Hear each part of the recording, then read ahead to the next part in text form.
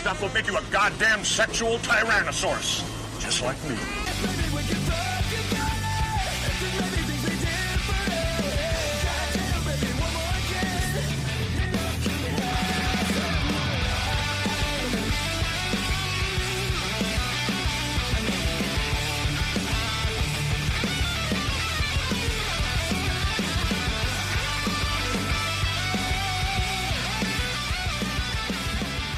There we go.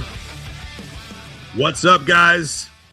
Welcome once again to another episode of Access Vegas, where I don't think we've been banned by any nightlife groups this week. Have you? No. We haven't done anything like that. No B-list clubs for us in Las Vegas. Unless there, in case there's any confusion, Dave Grutman and Jason Strauss, we love you guys. Yes. You guys are all we're awesome. We're very pro Groot and pro Tau hospitality.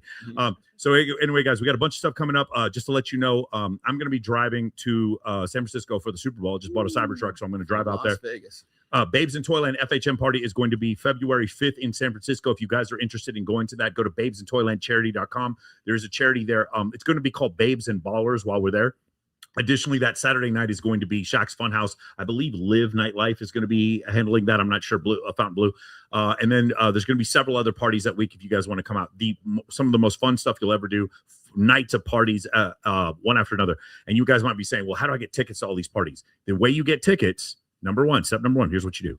You join Men of Action Mentoring, and then you learn how to show up to a party with 6 girls, and then you get into every party. That's what we've been trying to teach you guys. If you haven't figured that out, that's what I teach you in this program. That's why I get involved in that's why I get invited to everything, because I show up to places with 6, 7, 8, 9, 20 girls. That's the way you do it. We teach you how to do that step by step in the Men of Action program. Coming up on the 28th of February, myself and Owen Cook are going to be speaking in San Diego, California. If you guys want to come to that, it's going to be the 28th through the 1st of February till March 1st. You guys want to come out there? It's a great time. Me and Owen just sit there and just spout off for like 20 straight hours. It's going to be a lot of fun if you guys are interested in going to that. And then March 19th is going to be Babes in Toyland Pet Edition in Los Angeles. And then there's several more. We're going to have another Babes in Toyland in April in Los Angeles. Is going to be Boots and Bikinis. And then there's another one in August here in Las Vegas. We're going to do a swim week here as well. Miami. And Miami. I'm sorry. Yeah. Miami in May. Yeah. Miami in May. I want to say the second weekend of May, we're going to do Babes in Toyland in Miami. And then we'll probably make our rounds to all the Miami shows. Yeah, we owe Dan's a project. Yes. A podcast. Do you have anything coming up?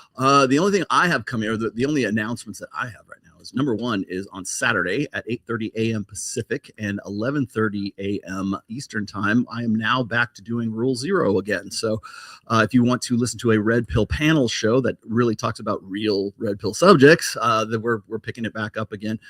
And it's something that we're going to do on the regular. So you'll find that on my channel. The way we work that is the people who are the members of the panel or who people are on the panel, we all take turns hosting it. So I'm going to kick it off this Saturday. It's been a while, almost like 2 or 3 years since. What time in the morning is this? 8:30. Like, what for about us? What if guys want to get laid though? Like, I don't understand. 8:30 in the morning. We try. The reason why we do that is so like it's 11:30 on the East Coast. We live on the West Coast, and nobody cares about Pacific time. Yeah, but they're all on Eastern time. Dude, if I got to get up 8:30 in the morning, that means I can't date women. Like, I don't understand the. Well, all you got to do is stay up a little later than you normally would. Just a little bit later. Yes. You know what's funny is like whenever I go to sleep and I'm like just about getting in bed about 11 o'clock at night, I make sure that I never go on my text or anything like that, because I know you're just getting up and you're just like hitting your stride right there. Yeah. And now you're going to keep me up until like 1 a.m. Yeah, that's what we do. We got to do this. That's right. Yes. Exactly right. Okay. I'm on swing shift. You're on graveyard shift. There we go. So that's that. And then, by the way, this is new merch, by the way. Let me see. New merch. You can find that. I already put it in the chat. You guys can just go to my Sticker Mule site, and I got new merch for Rolo's Roughnecks, and then I've got some stuff coming up for Reignite for this show as well. You'll find t-shirts for Access Vegas too. So there you go. All right, let's get it going. Let's introduce our guest today. She is from Portland. She is a Vegas. She's a foot model and VIP host. Welcome, Alexandra. Welcome to Alexandra. She's over there. Beautiful. She is Australian Playboy model, sex therapist, and philanthropist. Welcome back to the show, September. Need some therapy. She is the owner of Harps Cosmetics, and she's from Nashville, Holland. Do we have any? Do we have? Do you want to go that? Okay. Yeah. Okay. Hold on. Do you want to go with this one first? Do it. Okay. Why does nobody play poker in the jungle? Because there are too many cheetahs. That's incredible. We just That's incredible. Yes, that just got 1 million views. Yes, that got one. This one's so good, I swear. What music app does James Bond use? Spot a Spy. Incredible. The audience is doubled over in laughter. Okay. Please welcome to the show from Nashville, the owner of Harp's Cosmetics, Harper Raines, to the show. There's Harper. All right. She is from Russia. She's a former Cirque du Soleil dancer, the cocktail server. It is Christina, back for the second time. And I believe for the first time here, she's from the Bay Area. She's the club goddess. She's an independent host. And this is Laura. And she is from Miami. She's a digital marketing analyst. Welcome back, Natalie. Hey, Natalie. And that's back.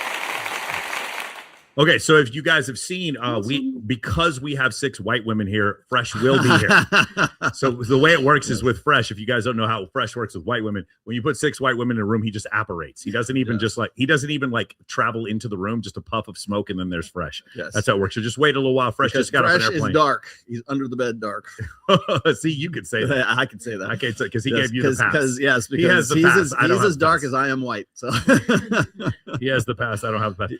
he's getting off the plane right now. He should be in here any minute. So I get this question all the time, like, where do you get all these videos to react to? And the answer is, I just exist. People are constantly, and thank you to all you people who are doing this, I am constantly being sent the most heinous, disgusting meme videos, just horrible videos all the time. And then 1 out of every 10 of them, I'm like, oh, we could probably get away with that on YouTube. Yeah. And then I put it on the Access Vegas list and I send it to him. He downloads them. And then that's what we react to here. Yeah. So we're going to try to get through as many as we can. Ladies, when we watch one of these videos, I just want you to give your honest reaction. Speak up. You don't have to wait for your turn. Just your honest reaction to what you see. When some of these videos are serious, most of them are supposed to be funny, and we just want your honest reaction. But all these videos want like pretty much mega viral. Sound good? Yeah. You ready for the first one? Let's do it. Boy, have a preference. Let's do wedding.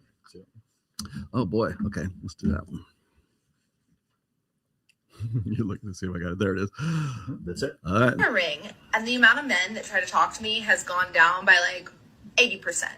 My husband put on a ring, and the amount of women checking him out or trying to talk to him has probably doubled. So my question is, what the f*** is wrong? Right? And it just goes to show how respectful men are when they know you're in a relationship. For women, they subconsciously see a man wearing a ring. Oh, he's already been picked by another woman. He must be emotionally stable and capable of commitment. Women realize, oh, he passed her tests. He must be a really good man. I should pursue him. But yeah, that's mate copying for ya. Women instinctively see men who are already taken as more attractive. And then also, he's not trying to chase her, obviously, because he's in a relationship. So that makes her want to pursue him even more. And what I find funny is some of these ladies who do pursue married men, they're the same ones making videos or talking about how they can't find a good man. Leave the taken ones alone. Somebody's been watching Mike Sartain videos. All right, before I expound on this, anybody have any thoughts about this? It's called the wedding ring effect in evolutionary psychology. Anybody have an idea about this? When I first got engaged, my friends were literally kicking men away from me. Like that engagement ring. That more men wanted to talk to you. Interesting, interesting. Everyone wants what they can't have. Okay. So, Anybody else? Lord, I want to actually have a corrupt ring you. that I wear on. Sometimes I change it to my engagement ring if I don't want attention, so to speak. But in saying that, you kind of get it. But the roles reversed of God, I might be crucified for saying this. And a married man or so forth is unattainable, and we all love a chase. It's human dopamine, I guess, in a way. And there's no emotion involved. So I guess in a way, from my point of view, it's kind of like it's an excitement thing that you can't really have, and it gives that little instant gratification hit of getting a bit of excitement from someone who you can't have. Absolutely. And if you know they're not going to chase you back, like you don't have to worry about that weird thing where like, oh my God, you hook up and then all of a sudden they're obsessed with And you. then your phone's blowing up. Yes. They're not that they're kind not of thing. texting you back. You're good. Mhm. Yep. Because they got a wife and probably 3 babies at home. Anybody else? I think it's the chase. So after you're like running and you just want to win. You want to pass that finish line. Okay.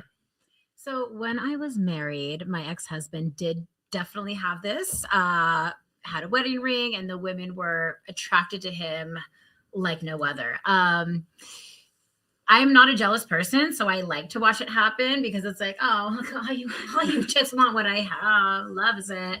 And yeah, it's the perpetual chase. So yeah, there also has been times when I've been cocktailing or been single and I put on like a fake wedding ring.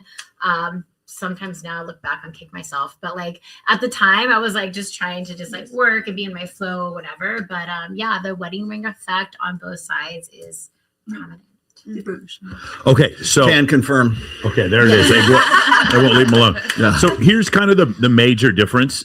In general, and I know Alexander, your experience was different, but in general, when women report putting on a wedding ring, they get less attention. When women post their boyfriends on social media, they get less attention. The reason, and then when men post their girlfriends on social media, they get more attention. I can tell you this anecdotally, this is the case for me. And when men post that they have wedding rings on, there's actually been scientific surveys done on this. The men are about 30% more attractive when they have a wedding ring when they don't. The reason why, she said the term incorrectly, it's mate choice copying in humans. That's actually the function. Yeah. And so the way mate choice copying in humans works is generally it only works in one direction. People don't like to talk about this part. So in general, if I find you attractive, I don't care what my guy friends think. Guys do this all the time. Well, they'll bang some fat chick and they do not care about what their guy friends think. They do not. No, they really don't. For the most part, most men, if they find you physically, like for instance, if I met Megan Fox and all my friends were like, dude, she's ugly, I wouldn't care that my friends thought that she was ugly. It wouldn't make any difference to me if I thought she looked like Megan Fox. Does that make sense? So that's how men do not need the approval of others in general to find someone attractive.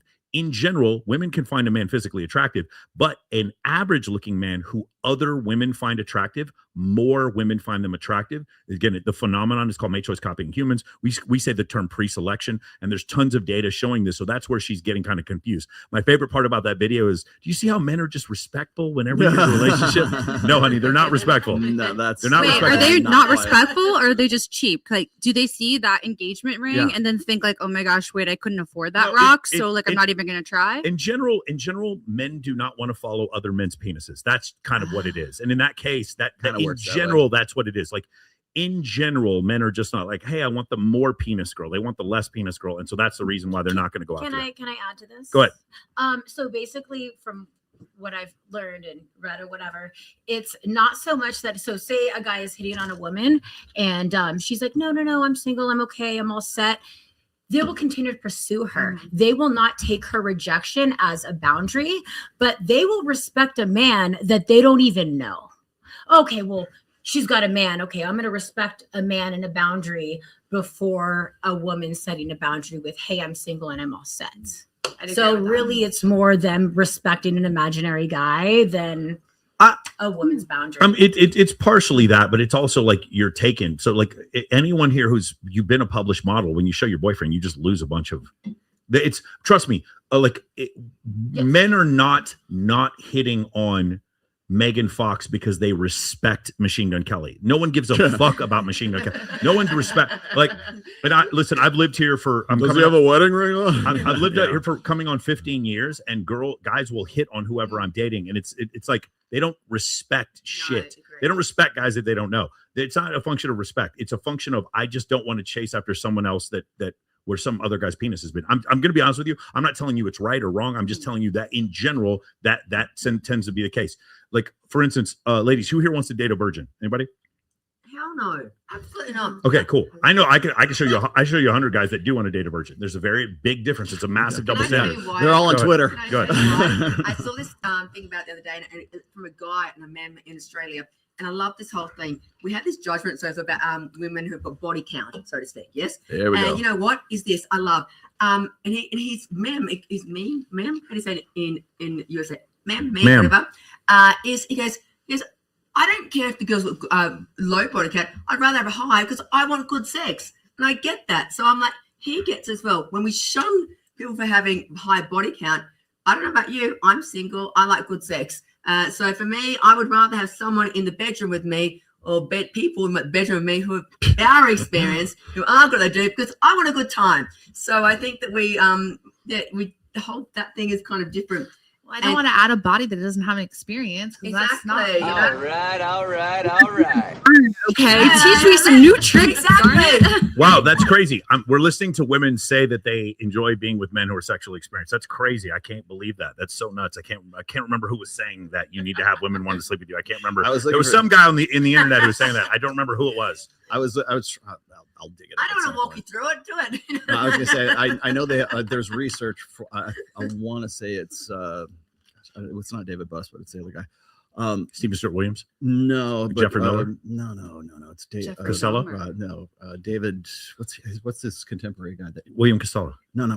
Mac and Murphy. No, he's the old Alex guy, old dude. Oh, 70s. Robert Trivers? No. Yeah, Robert Trivers. Anyways, yeah. So they've done research where they have shown pictures of guys, and basically pretty much bland looking guys, and then one they promote the guy as being married and the other guy as being single, and women were more attracted to the guy just by didn't even see a ring. Yes, they just had to know that the guy was married. The actual number was 59% for the guy who was single, 91% for the guy who had the wedding ring. Yeah, that was just astonishing numbers. And so here's the thing, guys. There's the struggle is real. Well, it's not the struggle is real. Like if I'm gonna here we go with some more misogynistic content, right? Mm-hmm. If I'm a woman, I understand that the biggest leverage point I have in the sexual marketplace is being more physically attractive. Sorry, if you guys, I'm sure you guys have probably figured this out. That is, like, it really is. It's more. If you get another master's degree, Nat, I'm not saying that's not awesome, and I'd love to have you on my show when you get your computer science degree, so we can fucking talk about it. But being more physically attractive is your highest leverage point in the sexual marketplace. For a man, if I'm just not very tall, I'm not physically attractive for whatever reason, your physique is always your fault. You can change your body fat percentage. But other than that, let's say I can't change my bone structure and I can't change my height. For me to be attractive, I can still be attractive if other women want me. It's true. Mick Jagger looks like a fucking burnt French fry, and women want him. And it's because of the fact that other women want him. If you really look at like Justin Bieber close up, he's kind of weird looking, but it's fine because other women scream for him. Yeah. And because they do, more women want him. And so as a man, we have an extra play we can run. For as women, they just kind of run 31 ISO up the middle. That's the only play they can run. I'm hot. The I'm hot play. That's it. For men, we can run double reverses, bubble screens, play action passes, shot plays, rollouts, naked bootlegs. There's so many plays that we as men can run the highly charismatic play, the very, very funny play, the really, really hooked up play. We can run the really, really in good shape play, the very, very get us to cool locations and travel and go to like Zion and go to Burj Khalifa. Naked bootleg play. The naked bootleg play. Just get naked for it. See what happens. Yeah, but I honestly agree with that though, because as somebody who does have a degree, as somebody who focused on personality majority of my life, I have been treated better, had more doors open, have gotten better jobs, have made more money after I lost weight, got filler, tried harder on aesthetics. So I don't disagree. The world is shallow. Yeah, unfortunately. The pretty privilege is a thing. It is. Yeah, and honestly, I've gone out on dates and I come back and I talk to my friends and I'm like, I wish I just would have shut up. I feel like if I just shut up and I look pretty, I get so much. Doesn't that sound horrible? Doesn't it make us sound so terrible? But it's true. And it sucks for me because I actually went to school and tried, you know? So and it's just crazy because a lot of my friends, they do OF. A lot of my friends do other kinds of work and they live such better lives and they've paid their parents' house, done all this stuff. So I sit here and I'm like, okay, I have my 9 to 5, everything's great. They have better lives in your eyes, not necessarily in yeah, but not I also just you're not unhappy. Everybody's just chilling. They're walking around with their stuff, and everybody, even my life, it's not perfect. You know what I mean? I have struggles too. It may not be the same, but I still did it correctly, quote unquote. And what Mike's saying isn't wrong. Ever since I started paying more attention to my aesthetics, losing weight, looking better, doing all these things, I'm getting invited to cooler parties. I'm on podcasts, which I would have never done if I was 200 pounds. Just all these different doors are opening for me. So you're not wrong. Yeah. Same with guys as well. Guys who show up in the aesthetic microphone things. Talking to the mic. The things that you can change before men. It's so easy. I think from my point of view, for men, it's really easy to change. Obviously, do the course, but things simple Your aesthetics, you can change. That's your biggest thing you can change. Mhm. Your charisma, you can change. Confidence. They're things that you can change instantly and easily if done well. And as a woman, I'll tell you right now, you can be dare I say, a 6 in a room, whatever, and I'll take you home. I'm right here. Thank you. I'm sitting take you here. home if you're funny, if you're charismatic, if you're engaged, if you're asking about me as well as you, and you're not being an asshole, so to speak. So there are things you can do that are easily changed. You don't have to change in any other way with your finances and so forth. There's so many simple things that as women we are more ignited by.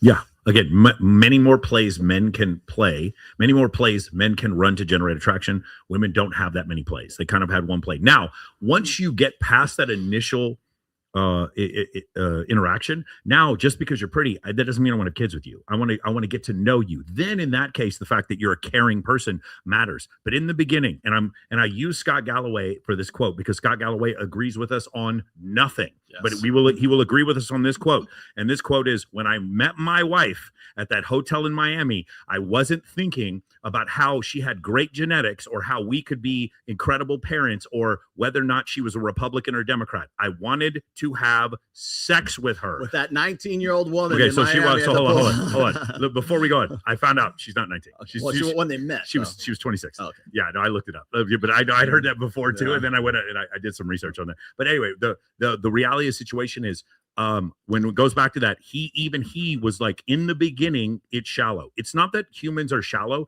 It's in the beginning we're shallow. Your relationship with your parents and your family is not shallow, but someone you just met on the street, if you dress better, if I came in and I'm dressed in a suit, like a really nice suit, your perception of me is different, regardless of how not shallow you think you are, because humans are, they look for patterns. Yeah. Very quickly, I want to justify, like, what do I think about you very quickly based on these patterns. And that's the thing. Women do the same thing with men. Men do the same thing with other men. And so in the beginning, that's the thing you have to understand. It's not that the world is shallow. It's that in the beginning, we are shallow. When the interaction first takes place, and this is the reason why more attractive people tend to date they start dating quicker. So if you're a really attractive woman, you're going to date a really attractive guy quicker. But the guy that you end up maybe settled down with, you've known him for 4 or 5 months. That's generally what the data shows us as well. Sound good? Do you want to do another one? Sure. Just pick anyone. Okay. Let's see. Fresh is about 10 minutes out, so he'll be here just a little bit. Can I just piggyback off that with Paris Hilton and her new movie coming out and just being like a Y2K? Like, she really was able to like personify like the bimbo corns, being like, oh my god, yeah, it's like, we're so cute, like da da da da. Because hot. Yeah, it's so hot. Like that's how reinvented itself. We loves it. I mean, but she didn't have to necessarily reinvent herself. She was always that. Yes. But when she led and projected herself, just like these men are saying, that like you have to kind of lead with like, oh my god, I don't know what we're doing. Oh, like because that's how you're gonna captivate them. You have to let them think that you're dumb. That's the best part. So play a sucker to catch a sucker. That's got it. Absolutely. The oldest trick in the book. She's been doing that. You know that's a law of power, right? In the 48 laws of power. Yes, exactly. Thank you, Paris Hilton. We loves it. So yeah, but exactly going on what you say. It's like you want to be like it's so cute true. and easel and Well, that's why I was like, once I got single again, that caring about my features put me in better rooms, and then when they meet you, that's what it cares. You had to care about your features and then your personality, obviously. Of but course. yes, I wasn't born and married anymore. I had to You got it, ladies. And married. Ladies, get that glow up and manipulate men. That is what we're trying to teach you here. Manipulate the shit out of these simpy ass men. Got it? We don't know the answers. And You don't know all the answers.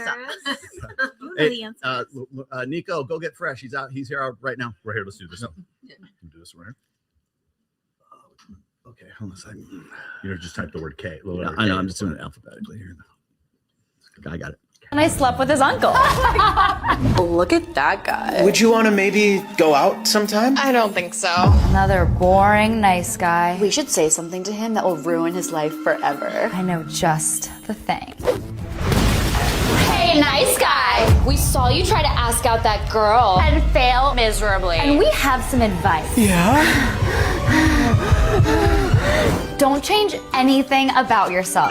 Really? So I should keep simping for women? Yes, women love safe and predictable guys. We wish the guys that took us out were nice like you. Oh, great. So since you two are saying these qualities that I have are attractive, would either of you want to hook up with me?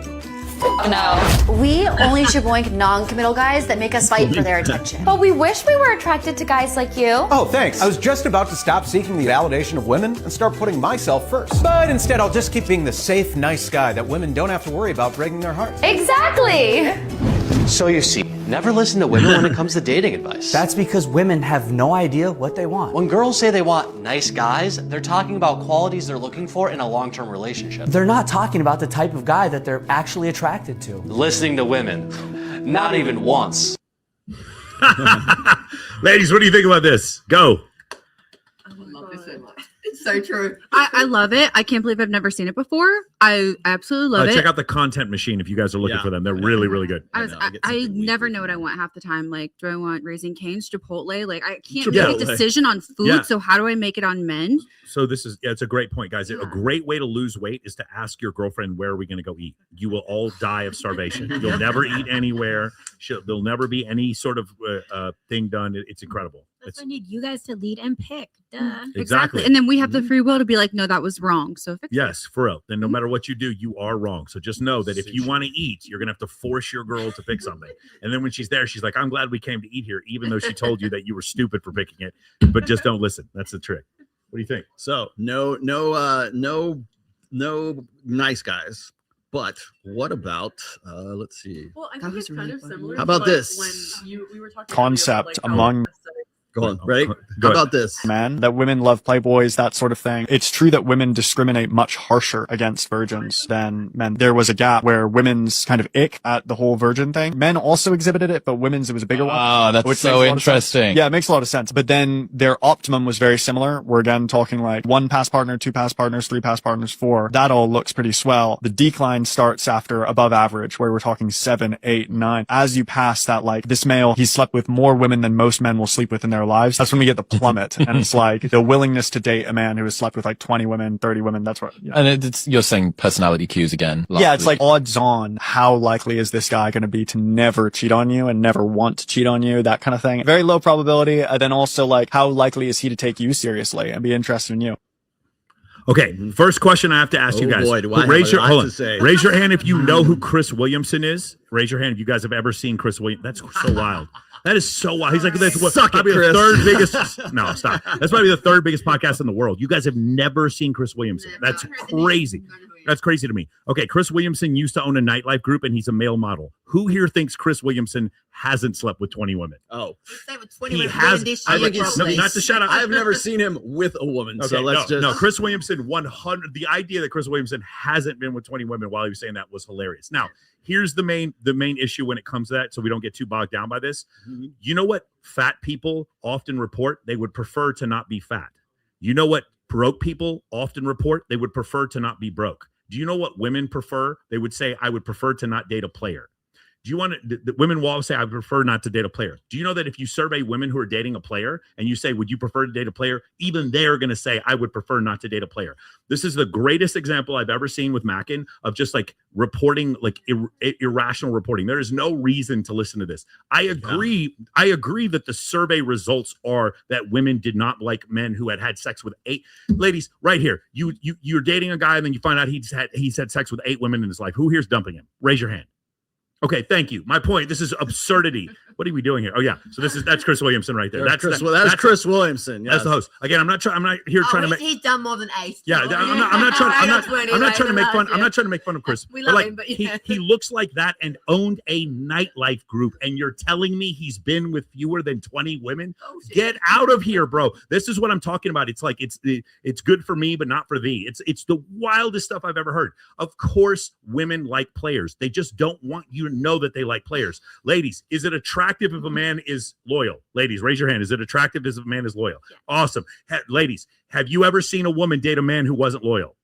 Thank you. Every last one. That's it. Show's over. Good night, y'all. Good night, everyone. Good night. Bring fresh up here. Good night, everyone. Thank you. But are they good in bed? Yeah. Okay, but hold on. If they are good in bed and they're not loyal, you'll still see women stay with them.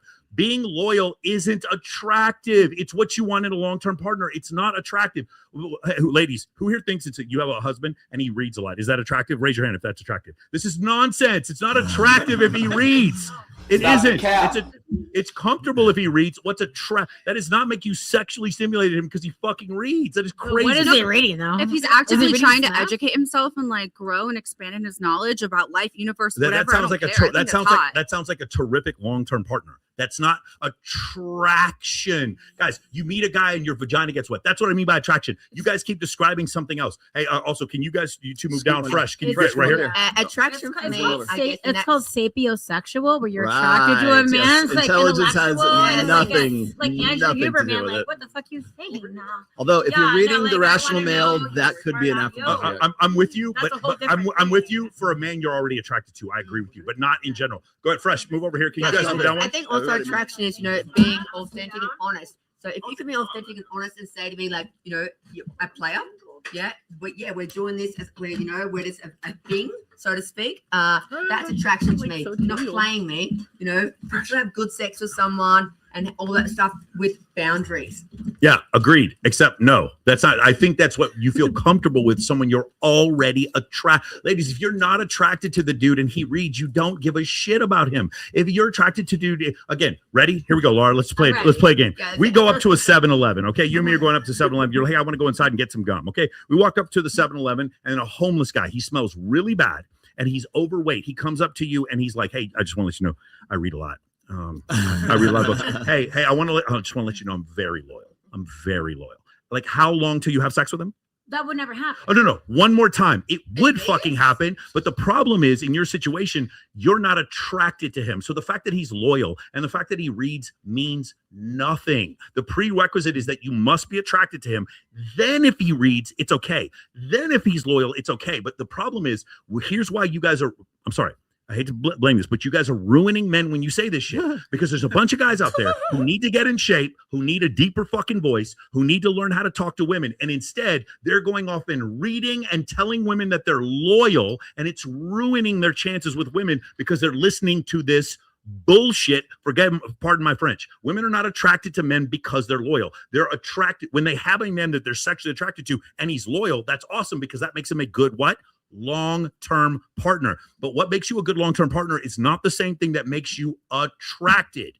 That's the thing. That's why they keep fucking Brock the bartender and Chad Thundercock, because it's not because he's loyal. It's not because he reads. It's not because he's vulnerable. It's not because he buys flowers. She's already attracted to him. Now, when Chad Thundercock then becomes loyal, that's awesome. When Chad Thundercock then starts being vulnerable, that's awesome. But she was attracted to him before that. And I'm explaining to you, and all the women in here just like looking around in circles, like I'm trying to explain to a fish what water is.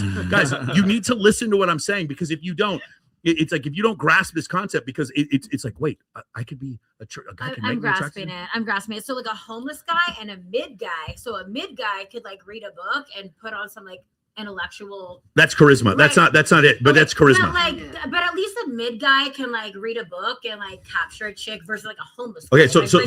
So we're not all the way here, but at okay, least a mid guy has. One more time, Laura. The fact that he read a book means nothing to you unless he can explain to you what he read in the book in a charismatic way. Of course. That is called charisma. Okay. Charisma is an attraction trigger. Reading is not. Okay, but if I walk into like a 7-Eleven and like Jason Momoa, right? Yeah, Aquaman dude, right? Okay, yeah. Looks hot as hell, but I walk in and then he starts like spitting off like some weird like vibe or shit or whatever. Like if I was a guy and it was a really hot chick, like reversed, I feel like, okay, guy's still ready to smash girl. Yes. Versus if he opens his mouth and nothing intellectual is coming out, and I actually feel like that's I'm called like the clavicular effect. I'm instantly dry. Instantly dry. Nothing is wet anymore. Bro, your physique is beautiful. What you're saying is obviously true. I'm not saying a man can't talk his way out of vagina. Of course he can.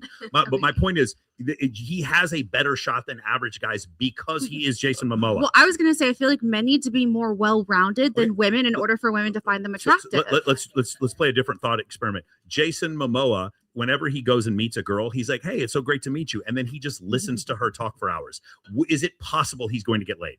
Well, yeah, if he's like listening Thank to her and you. he's not Okay, opening okay, his done. mouth. No, but that's what I'm saying. I think that men actually have the burden of proof here. I feel like men have to work harder and be more well-rounded. Of course they do. Because women just have to be Clip that. pretty, and it's not. Okay. You're gonna smash, And- but initial attraction, and- chemistry, it's all that. initial. So it's She has again, nothing to it's work the problem is when I ask you guys what makes men attractive, you keep telling me what makes for a good long-term partner, what makes them attractive, because women don't like to say this. Arms. Women don't like to say this. Bicep veins. They don't like to say, I like it when he makes me chase. Women don't like to say that shit out loud, but that's who you're attracted. I kind of like it when other girls flirt with him. Women don't want to say that, but it is what. I'll say it. Okay, no, but you will now, but you didn't say it before because you'll say it now because it's so obvious. Women don't like to be known for, I kind of like it when the guy's like taken and it's kind of hard to get his attention and he doesn't look at my boobs like every other guy. No, women won't say that out loud. That's what they're attracted to actually, but they keep talking about other shit. Oh, by the way, one more thing here. From Barbados. Oh my God! He is a man of God. He's here right here. It says in the Bible, wherever two or more of you will, I will appear. Yes. It says in the Here Bible, the Bible of Fresh, wherever there are 6 white women, he will appear. That is true. Walter Weeks. What's up, guys? What's up, ladies? Look, Fresh. This is a red pill conversation happening right here. Isn't this very refreshing, isn't it? I've not been in Vegas for a while. Glad to be back. Beautiful ladies here, of course. Welcome back to the show, and glad to be here. Incredible. Yep. Have you had any international incidents recently? Oh yeah, bro. So about that was a crazy night, bro. Spill it. Where do I begin, bro? Okay, hold on. First off, before we go on, because a bunch of my friends were asking me this. Yeah. The likely, you know how close I am with Waller, Uh-huh. and we're close Yeah, with we you. are. Yeah. What is the likelihood that you guys would have invited me and Rollo out if we were there? It was 100%. 100%. Yes. So I was like, And we would have gone. too. God, Yeah. please Now, no. now here's the actual. I'll make it very brief, right? So basically, I was with Tate. Yes. Talking, whatever. They pull up with Clav. It's Nick Fuentes, Sneeko, and the rest. So they're like, you know what? We chill at the crib. Little house party going on. Whose house was that? Yeah, where was that? It's one of their boys. Okay, I thought it was a boat for a second. Yeah, No, it well, was a house. his boat as well. Okay, So we're just chilling there. They're like, yo, let's go to the club. I'm like, fuck it, I can set that shit up. is that clip that we saw Yeah. from Clav's live stream? Is that what we're Yeah. watching? Okay, Yeah. so he has a 24/7 live stream that He's got follows a him dude around follows him around. Constantly. and it's on. That was on Kick. It was, Kick. or was it Rumble? It was Kick. Okay, Yeah, got it. no, Okay, thank God it was on Rumble. It was on Yeah. Kick. yeah. But seriously, they want to go to the club. I was like, all right, cool. I hit my guy up. Let's go. So they're in a Sprinter van ahead of me. If you notice in the clips, I'm not in the van. Yes. I'm like legit like behind with the girls, doing my thing. So they're in the car playing songs. Yes. And of course, Justin's playing cowboy music, country music. He loves that shit. Yes. Shout out to him. And apparently, someone takes the phone and he plays a song that is Yeah, we can't say. Obviously. HH. He plays HH. Yeah. Now, mind you, I'm into dating podcasts. Of course. I'm into like lifestyle stuff. I don't care about politics like that. I'm not into that. Yeah. You guys know me. So I don't know what this song is. Long story short, get to the club. They pull up. I pull up. So I go with Andrew. He meets the owner. We're chopping up, whatever. And we're just chilling, vibing. He brings us a bottle. We're vibing. So get this. Then Marion asked me for a song request. Marion's like, oh, we want the song played. I'm like, okay, what song is it? HH. I'm like, fuck is that? All right, so I told the guy, listen, they want a song played. Can you hook it up?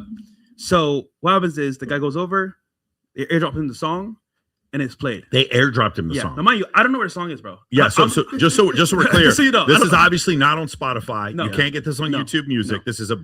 This is the controversial song that Kanye West put out on Twitter. Yeah. That's probably the only place they got it from. Now, Okay, who airdropped it to him? That is between those guys. I You don't know. Yeah. who- Okay, so Yeah. somebody did. But here's the crazy part. So they're playing the song. Mind you, I'm legit. They're like, okay, like we're just vibing, whatever. I don't know what this song is saying because it's loud in there. Whatever. So, mind you, it is catchy. I'll give you that. It's catchy, but it's fucked up. yeah, So I'm there, just standing there. I'm like, Andrew's just like, what the fuck? Because Andrew's like, you know what I'm saying? yeah, So then that happens. It's chill. No one's freaking out. Nothing. yeah. I mean, just to be clear, I watched it. You were not singing No. the song, Fuck no. and neither was Justin Waller. Actually, did this kind of move where he went off camera. No, I didn't even see. Yeah, Jay. Justin So, Waller. if you know, bro, I'm there. I'm with a shorty. This is like chilling, whatever. And I'm not paying attention to the song because I don't know what the song is. Yeah, So then after we just continue the party, we leave, we go our separate ways, and we go home. I get 10 missed calls the next day. What the fuck? I'm like, what's wrong with y'all niggas, bro? Then I realized it's national incident. It's on the news. I'm like, what's going on? Like, hold on, ladies. You guys who here saw the video? You saw the video? Who hasn't? Yeah, yeah, you guys have seen. Okay, got it. So then I'm like, bro, I got my manager's Jewish, my business partner's Jewish, my friends is Jewish. Yeah, I'm in the community where like we're in Miami Beach. It's Jewish owned and run. Yeah, like, and then now here's the weird part, right? Because after this, like everyone's like, oh, you know what? It's not on me. Let's get this shit off because it's fucked up. So I'm just like, okay, I'm gonna call who I need to call. I hit up obviously, certain people in the community. Yeah, I'm cool with some owners. And listen, you guys know me for a long time. I've been here for 12 years. I'm not with that shit. Fresh, we know you're good. Blah blah blah. Here's the weird part though. Then Andrew goes on PVD, and then they try to, they kind of roast him a little bit. That goes viral. Snicko's like, oh, bro, this is fucked up, da-da-da. So he's talking about it on his show as well. Go back and forth. Yeah. Long story short, no one wants to take the blame because it's fucked up. And, people are doubling down as well. So yeah, I mean, Nick doesn't seem to. He doesn't care. He doesn't seem. I saw a clip of Nick saying just doubling down on this whole thing. Yeah, and then I saw Andrew and Sneeko going back to. They don't back and coincide. forth. They're not like me and you. We don't. Yeah. They don't socialize. We socialize all the time. Again, one more time. I was amazed you got Myron out. One more time. I want to say this again. Shout out to Dave Grutman. Shout out to Jason Strauss. We love you guys. This is not we. Shout out to Dave Grutman as well. There is no way we would have done this. Yeah. And look. Dave is an amazing guy. Bro. He is an awesome guy. Yeah. Business mogul. Yes. Nice guy. I've learned so much. I met him at Harvard. I went to go see when Harvard Business School did a business. Always study took care of me and my people yes. when I go. So nothing bad about Dave at all. Yeah. Now at the same time, Dave is like, "Yo, this is crazy. I'm outraged. Is this insane?" Yeah. So from what I heard, the city's after the club, and they fired some people. Yes, three people apparently were fired. Yes. Yeah. So to me, it's bad because they lost their jobs because they did something that they didn't know about. No, here's the other thing: if they're not live streaming, there's no way nobody ever finds out about this. I don't think anybody ever finds 100%. out. Yeah. Yeah. So that's the sad part of it because like they lost their jobs and that's fucked up. Yeah. Other than that, I mean, no one really cares, bro. Honestly, like look from a long term point of view, people that are watching, they don't really care. It's a song, they're like whatever, move on. But the community cares because it's about them. Okay, so you saw afterwards Kanye West took out a page. We just lost a light in here. Kanye West took out an article in the New York Times or New York Post apologizing for the song. Did you see this? So, okay, there's some backstory here. Yeah. When I was on my phone calls. And by the way, he talked to Andrew Tate. Andrew Tate said this indirectly when he was on Jack Neal. He said that he spoke to Kanye. So I spoke to Kanye's people as well. Yeah. Because I was definitely like, yo, this needs to be fixed ASAP. Yeah. And obviously he wasn't like happy about it because he's trying to move on with his career. And I was in the past, it wasn't the best song he ever made for obvious reasons. Now at the same time though, he put out a statement as you guys saw after, and I said on my show, listen guys, he's not happy with it. It's fucked up. It was oh fresh, you're hating, bro. You don't know Kanye, bro. He told us. You know what I'm saying. So anyhow, long story short, that happened, and everyone's mad at us. Yeah, because we were there. However, if you notice, I'm not in the photos. I'm in one clip there because I don't want to be around that stuff, bro. Like I'm not political at all. Yeah. So in general, I'm pretty much good to go, but they're kind of fucked. I went and looked, and it seems to me, and I don't want to misrepresent him, but it seems to me that Sneeko is not disowning that he did it. He's upset why so many people are tripping about that. And then the VIP host who was on the phone with him saying that he was banned from every nightlife venue. I think I know who that guy is. Orel. Oh, is that who it was? Amazing curator okay. for experiences. Okay, got it. In New York, Miami. Yeah. Awesome guy. Known him for years. Here's the issue, right? Listen, you could say we're all part of it, but for one, I didn't know about that song. Yeah. One. If I knew what it was, never would have said to the guy, yeah, hey, they need a song. I'd heard it before, and if I was with you guys and I'd heard that song, I mean, I would have ran over a cocktail server and probably like I just because guys, regardless of what you think, okay, I'm not making a statement about Israel and Palestine right now. It is so bad for business to do something like that. Terrible. It's just bad because there's one thing about like just so we're clear. Dave Grutman did not ban them from all these nightlife groups or all these locations because of their viewpoints on the internet about Israel and Palestine. He didn't ban them for that. He did not ban them for the Cookie Monster shirt. He did not ban them for that. He banned them because they went into a venue. Now, by the way, Dave Grutman does not own Vendome. There's another nightlife group that does. But he went in there and they basically said the thing you're not supposed to say in the place. I don't know who owns Vendome, but I know they're probably associated with Dave in some way. And that's They're not.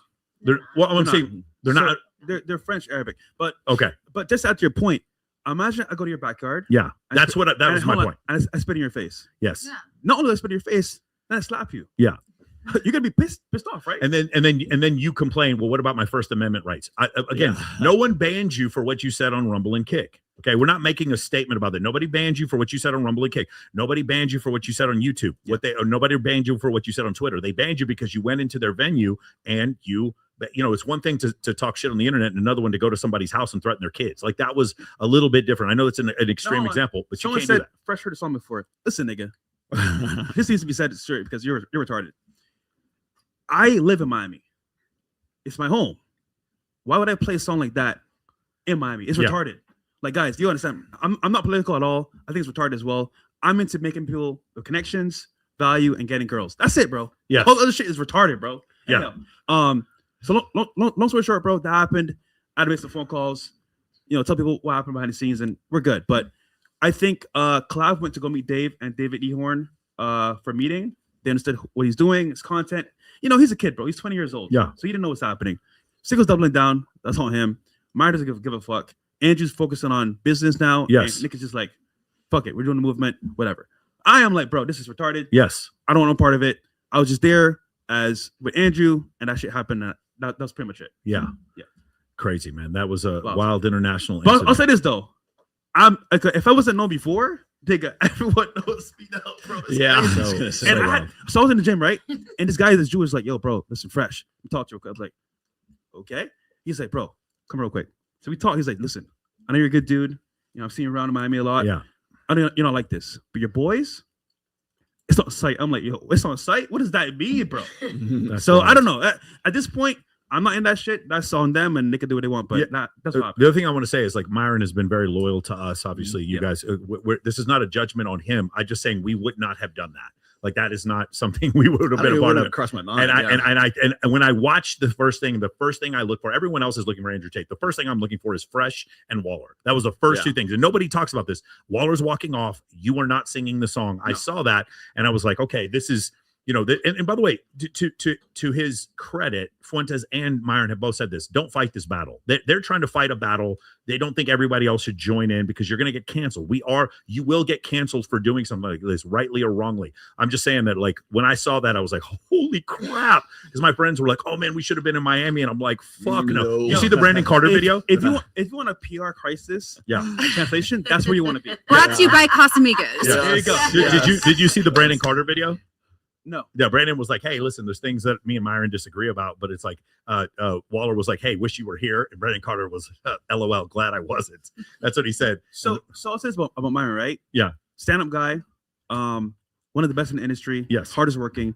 And this is his belief. You know what I'm saying? This is what he's about. And I feel him. That's him. But to say everyone's like that, it's not true. So Andrew's focused on business. Waller's focused on business as well. It is what it is. But is it fucked up? Yeah, it happened. In Miami Beach, where that's a community. So I think for most people watching, it's like, it's funny, but it's not because that's where they live. Yes. Imagine, like I said before, someone's in your backyard spitting and slapping you in the face. Yes. So again, is it international? Yes. It's a good no. And the other issue is, Andrew did not apologize because he's like, I didn't play the song. And then just let's bring up the other point that Andrew Tate's grandfather fought in World War II. Yeah. And so for our side. And so that's for me as a U.S. military member, it's like, I'm not offended, but there's no the way in hell I would have played that song. Yeah. And it does kind of rub me a little bit the wrong way that it's like, hey, they were the side that we were fighting against, So I have a question for you, Sartain and Rolo, right? If you were in that environment, right? And let's say you're a creator, business. Yeah. Someone asks you for advice. Hey, Sartain and Rolo, is that good PR? What would you say? So it depends on what you're willing to give up. If you're willing, so like you I know you've seen Neon before, right? Yeah. Neon clearly wants, and same thing with Adam 22. They want to be the cuck. They like Yeah. so the worst thing in the world for Adam 22 is if he had you saw that fight he had with Jason Love this weekend. So I'm gonna go on No Jumper That on was Friday. not a fight. I'm not gonna hold you. I said, Adam, bro, I love you, dog, but what is this? He's Yeah, like, so it's funny. I'm like, Adam, It is funny. funny. Okay, but the thing is with Adam is the worst thing in the world. You should tell him I said this. I have that video. The worst if you thing, wanna see the it. worst thing in the world that could have happened to Adam 22 is had he beaten Jason Love. Because if he beats Jason Love, then he's the alpha man defending his woman, and he's not the cuck anymore. How does he make $10 million? By being the cuck. That's what. That's his role. That's his position. Same thing with Kayfabe, it's Neon. professional Like wrestling. he's a professional wrestler, but his wrestling name is the cuck. That's what he is. And I'm not trying to make. But Adam 22 is brilliant in the things that he's doing, but he's deliberately doing. You saw that thing where they had the poster board of Jason Love, and then him and Lena are like kissing the poster board Bro, while it's in the bed. bro, because he needs to be. If he is the cuck, he gets paid. And that's the difference. Neon, it's one of these things. It's like if he's the dorky Indian dude getting cheated on by his girlfriend, he gets paid more, right? And that's the thing. Like I do admire about Andrew and some of these other content creators is like, I don't need to be the cuck or the butt of the joke in order for me to get clients or for me to get followers. Some of these guys, they do. They want to go. They want to go as far down this direction as they can. Yeah. And so that's why I was saying in that situation, like that, there's nothing else Adam 22 can do. Yeah. One more thing. This nigga says, what did he say? He said, 1 second here. This nigga retarded as well. He said, Precious lying, trying to do damage control for lying on Sneeko. He caught in 4K. First of all, nigga, I never lied. I said before, Sneeko played it in the van. He was there when the song was made, and he knows about the song. Bro, I don't know shit about that song. And if I did, I'd never play the club at all. Listen, it seems to me, this is from what I've seen, is that Sneeko, Clav, and Nick are they're saying we played it. I don't think they're or at least we sung it. And what seems to me is that you, Justin, and like Myron didn't play it, but he was still singing it, and that you, Justin, Andrew, and Tristan weren't. That's what it seems like to me, but I could be wrong about that. That's what it looked like. That's facts. But again, like we're not there to like cause problems. You know, it's like we're there with the boys. We're out. Yeah. Chill night. That's it. Well, to go back to what you said before, like I do believe that, especially within clavicular situation, for him this was a positive. As crazy as that sounds, because he's like, there's this road you can go down that didn't exist a long time ago. This uncancelable road. Right Meaning now. the more Right now. the more offensive that you become, the more you get canceled, and then you return from cancellation. You know, you see all the shows Nick Fuentes is going on now. When you return from the ashes from cancellation, now you're like Teflon. Wait, hold on. Let me stop you right there. So I have friends. Yeah. Very high places. Tech CEOs, AI contributors, and it seems that way for now. But at some point, it's gonna stop. I'll tell you what. Who owns AI? A lot of either Indian or Jewish. Okay, so content imagine. creators. I don't know who my enemies are, Mhm. but now I do. So guess what? If I have control, what's the next step? So if you notice, look at YouTube's algorithm, right? Yeah. They cut out AI slop. So they terminated like over 3 million accounts. They cut out what? AI? They terminated over 3 million accounts on YouTube. Oh wow, okay. For AI slop. Using the AI algo. What's next? Can you guess? I don't know. Everything else. Hate speech. Okay. Yeah. And anti-Semitism. I think anti-Semitism At that next. point, everyone that's pushing those agendas are gone. Right. Now there's a new world order where it's only what they want. So as someone that's in social media, I'm like, okay, what's the long-term plan here? Because if you go down that path, you're fucked. Yeah. So to me, it's like, is it worth it? Fuck no. Okay, so I think for you and me, because we're businessmen, it's not worth it. I think Rollo's got to sell books. I have payment processors. It's definitely not worth it for me. And I have I very much look up to Adam Sosnick is one of my close friends, and Dan Fleischman and guys like that. So for me, there's no way I think it's a good idea. But for other people, you can become like, do you understand? Like Nick and Myron is going to be famous forever. Yes. He is. No matter what you think, no matter how much you dislike him, Myron is going to be famous forever. Facts. Even if all they did was ratio him down to Rumble, he will be. He was built for this, bro. 20, 40 Like, million you could- views you could hate Myron? a month. Yeah. You talk shit about Myron? You know what Myron has that nobody has? Insane tenacity. Yes. And drive that no one can Yeah, even exactly. match. Yeah. So as a streamer, him and Speed are one of the best, I think, in the industry. Because they work hard and they don't stop. Yeah. But obviously, his views are different than most people. So yeah, I wouldn't. So what I'm saying is, I wouldn't do what Myron is doing, but at the same time, I know from watching how cancel culture works, the more you try to cancel Andrew, Myron, and Nick, the more they will come back and they will be even more powerful in the future and more influential. So the answer is what I've been saying for the longest time is like, the more you get offended by this content, the more power you give it. Right. Just like when people talk shit about you on YouTube, the more you respond to what they're saying, the more power you give them. And it's so the extreme bombastic responses might not be the right strategy. But there is a end of the road where like I see it happening. And Andrew spoke about this before, because look at Andrew Tate, most Google man in the world. Everyone knows who he is. And at some point, what's the next step? Which is, okay, we can't cancel him. Yeah. His family's going to be okay. He said this before. Yeah. And then death is next step. The only thing they can do left is kill him. Yeah. So at some point, rubber meets the road, and then what do you do? So I'm of the opinion, tell people the truth enough to understand. Yeah. But walking over that hill, I don't know about that, because then it's like, what do you have after that? Yeah. Because you know what happens with that?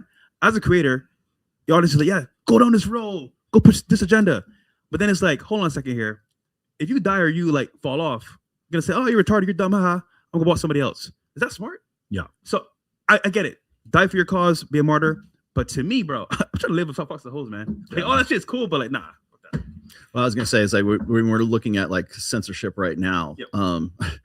Sneeko can say whatever the hell he wants, but I don't see Britain, allocating 20 million British pounds to institute classes in their schools so that young boys don't become like Andrew Tate by name. So the thing is like Andrew's become a sort of a household name right now. He's in the UK, he's basically Osama bin Laden. Yeah, they just need a boogeyman because he keeps embarrassing them. He keeps humiliating. They need a boogeyman, and he's their boogeyman. But that's not all. Like you just had the UK, you had Canada, and you had Australia all at the same time trying to ban Twitter in their countries. Why? Because they don't like what goes on this show. They don't like what goes on your show. They don't like any of this stuff that they consider anything red pill ends up becoming misogynistic, and we don't want to have that on there. They're not banning Blue Sky. They're not banning any liberal voices. They're specifically banning Twitter because Elon Musk allows it. But they don't want free speech. So even in Australia, I get called an industry disruptor for having just an opinion. You're from Australia? Yes. Didn't they just ban like certain words you can't say? Yeah, yes. So it's pretty bad over there right now. Damn. But yeah, so that's cooked. It's but I'm very open. I come to the show a few times now, and I love it. I like what? to give my opinion. I can tell you're and very open. It's like I think you should be able to talk, and the Twitter thing and stuff. Yeah. Free speech. What words do they ban? What words do they ban? There's a whole thing right now, and there's a lot of new laws going on at the moment where you can and can't say. If I have stuff on my Instagram, for example, it gets taken off straight away. Wow. Yeah, it's they're censoring a lot of stuff at the moment, which is ironically, I feel is it's you're making a society to be how you want it to be. An echo chamber. Let it be you. Yeah. So I think we're saying the two things at the same time. Number one, freedom of speech in the United States is it's our First Amendment, freedom of expression, freedom of assembly. But also the repercussions of your free speech are also part of free speech. And what I mean by that is I have the right to say things on YouTube to defame you, and then you have the right to then sue me. The end of free speech is like I can express myself by swinging my fists around until I get to your face. Then I can no longer express myself. I can't walk into a crowded movie theater and scream fire, and I can't make threats towards sitting political officials, those things to incite violence. I can't do those things. But other than that, I can say whatever I want. Just like Alex Jones had the right to say that Sandy Hook was faked, then the families had the right to then sue him afterwards because they weren't faked. So that's essentially what the way freedom of speech works. Real quick. So I have some billionaire friends, right? Very successful, and they're in tech. And they told me something that's very important. They're like, you know what?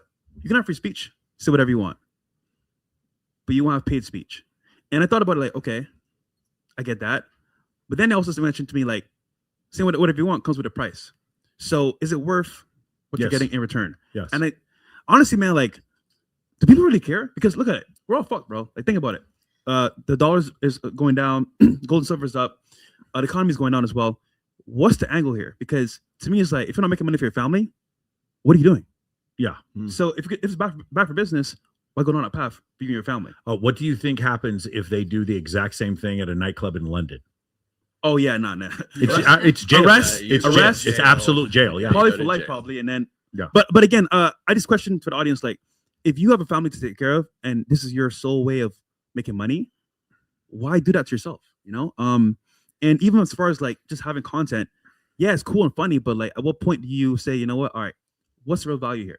You know? Yeah. I think though that some people's value is their opinion, and they think they can make a difference. And so I'll rebut that a little bit. Sorry. Well, so- I think that rebuttal in that way is that they may think they can make a difference with their opinion.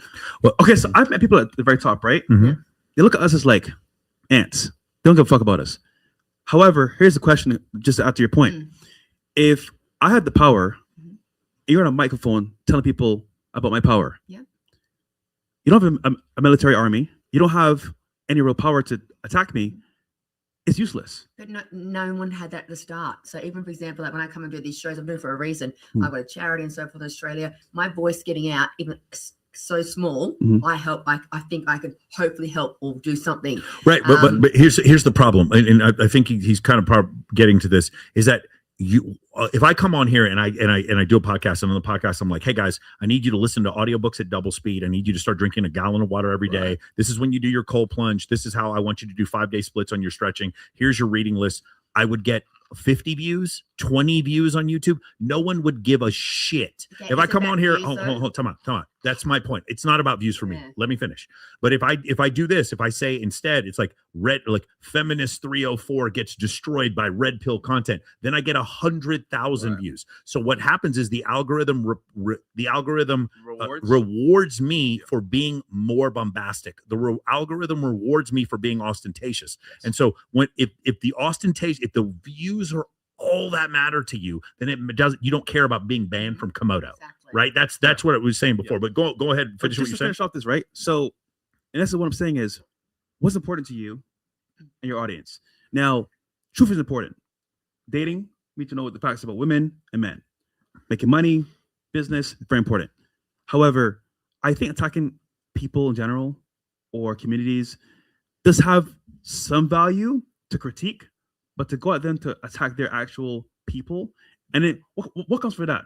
Maybe violence. Yeah. And then who's to blame? So I think there's a level of responsibility that needs to be had for a creator, because at some point it could turn to violence, and then who's in trouble? Well, so over Christmas break, I went viral for being 2Cat Karen at the Vegas airport. Oh boy. I remember. That was you. That's me. That was you. I'm 2Cat Karen. Okay, I know. Who you are. And I didn't do anything wrong. Like, I'm getting my flights, everything's being reimbursed, like everything's good. But the person that filmed me has millions of views, and they're trying to bank off of it. But I'm not a bad person. But now I'm getting threats. Like, I get text messages and phone calls, and from people being like, your parents probably they're probably happy you never made it to Oregon. I was like, well, I still made it back to Christmas. Like, no one actually like listens to what actually happened after the video. Yeah, they don't see it. And so, but I mean, for me, because like it got my name out there, like I am getting better business from this bad video that potentially came out, but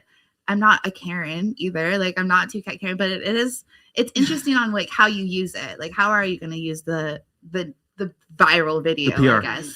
Yeah, I think as someone that's like new to the space as well, if you get that viral moment, make yourself, because you might as well. And then That's learn like from it. for me. Talk about me. Talk about me all goddamn day, because that's good for me, because I didn't do anything wrong. But how do you put that into a long-term like effect for yourself? Because I think that I'm working on that still. okay, cool. All right. But I'm like, right now, like I live in Vegas. I walk out of conventions, they're like, "Are you the crazy cat lady?" And I was like, "I am 2Cat Karen." They're like, "But you're not a Karen. Can you get a picture?" You know, like absolutely, you can get a picture. I would have fangirling on you. Well, you know, it's funny. It's like just recently on I don't know if you guys watched the show Landman, but like I think it was 2 episodes ago where they had Ainsley, who's one with the daughter character that's on there, and she's going into the dorm. You watch Landman, of course. And she's going into the new dorm room, and there's the sort of the butch cut, you know, non-binary. Yeah, non-binary. Yes, Pagan was her name. Pagan was her name. Yes, and so they have this sort of confrontation between the two of them, where she's saying, "Oh, you got to use my pronouns," and and I have a weasel, and all this other stuff. And after that one episode, it was like, people were either too happy or they were too pissed off about that. And so it was like the people who were sort of like on the more MAGA side of things, they were just like, yeah, finally somebody's saying what we were going to say. And like they're living vicariously through this. And then on the other side, if you're a progressive liberal leftist, wokesy kind of person, all these women would go after the actress who plays Ainsley on there and say, I can't believe you would do that. How can you possibly, like she's actually doing it on the show. Like there's no concept for them. And it reminded me of this. I remember there was it was a Peloton video. It was like around Christmas time. And the story was this lady was given a Peloton by her husband for Christmas. It goes through the year. And at the next Christmas, she's like lost all this weight. And she looks great and everything after that. They went after the actor who was the male who played the husband on there. I can't believe you'd make your wife do something like it's like he's an actor, like, but that it just simply doesn't register. And really, what that kind of says to me is like people sort of they can't separate the fantasy from the reality. They can't separate that. I mean, maybe if you're on sort of the MAGA side and you want Ainsley to win, you're like, finally, somebody, you feel good because somebody's like actually. I guess it was Taylor Sheridan was writing the script. So to, point out that this is ridiculous, right? Yeah. Everybody's all on top of it. And the reason why they were on top of it is because it's so rare in Hollywood for that to even happen, right? And then you've got the other people who can't separate the actress from the role she's playing right there. And that's where you get the violence. That's where you get people who go, I'm going to go and punch her in the face when I see her next because she's Ainsley. She's not whatever the actress name, I can't remember. Did you hear about with Jeffrey Dahmer from the series? And same thing happened with him. Zac Efron. They said that he had the same thing after the people about him. He was getting hate mail about. He's like, I'm not Jeffrey Dahmer. That's the same thing with like OF models though, too. You have a guy that thinks that they're like genuinely in a relationship with you, when in reality you have a team of chatters and you don't even know who the hell this person is. What are you saying? Why are you saying those are all real people? What are you talking about?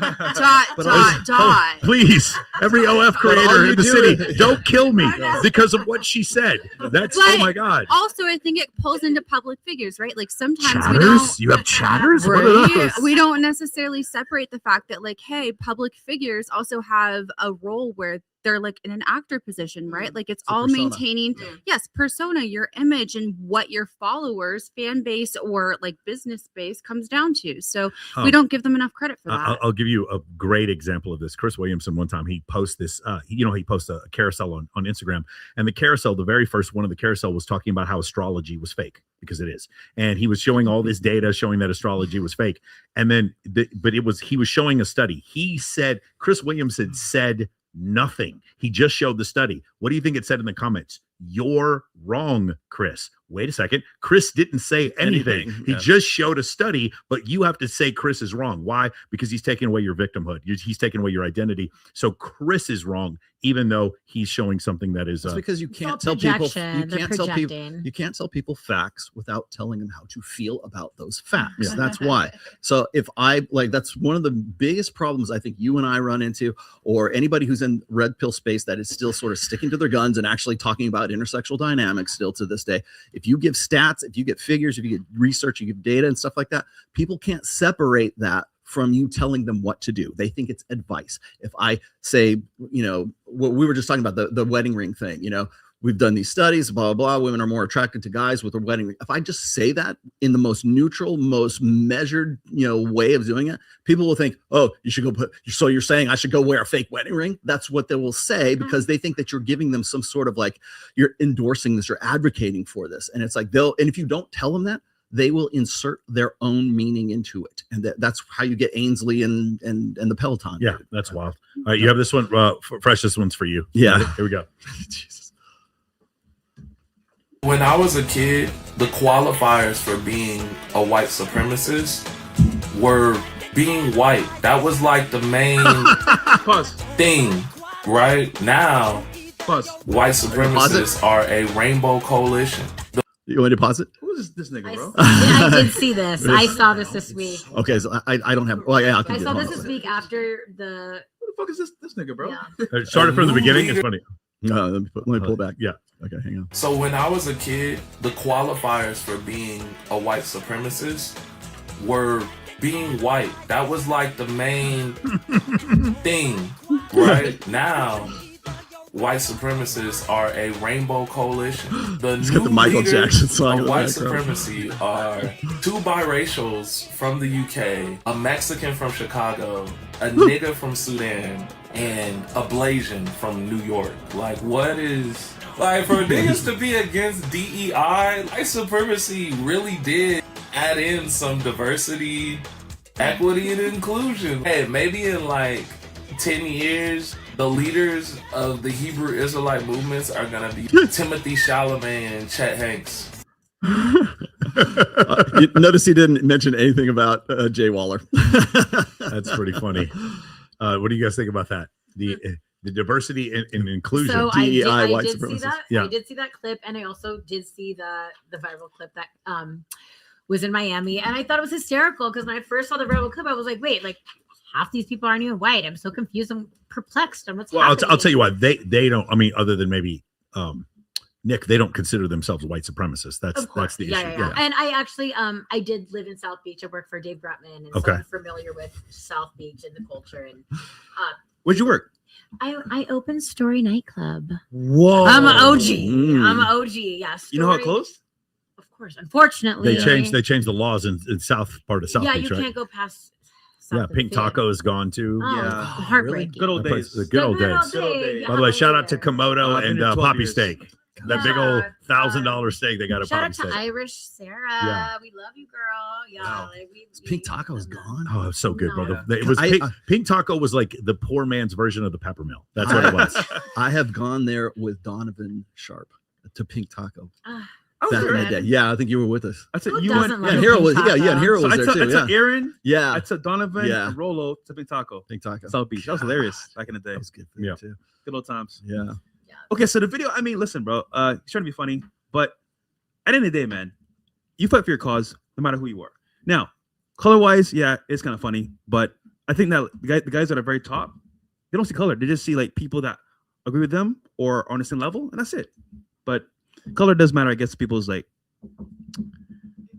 first aspect. I feel like I didn't even see you, and I went like when that shit went viral. I went through it, and like I didn't. Well, see to be you. fair, I'm so dark you can't see. I me. was just about to say he's under the bed, dark. Black man, nighttime. Let's go.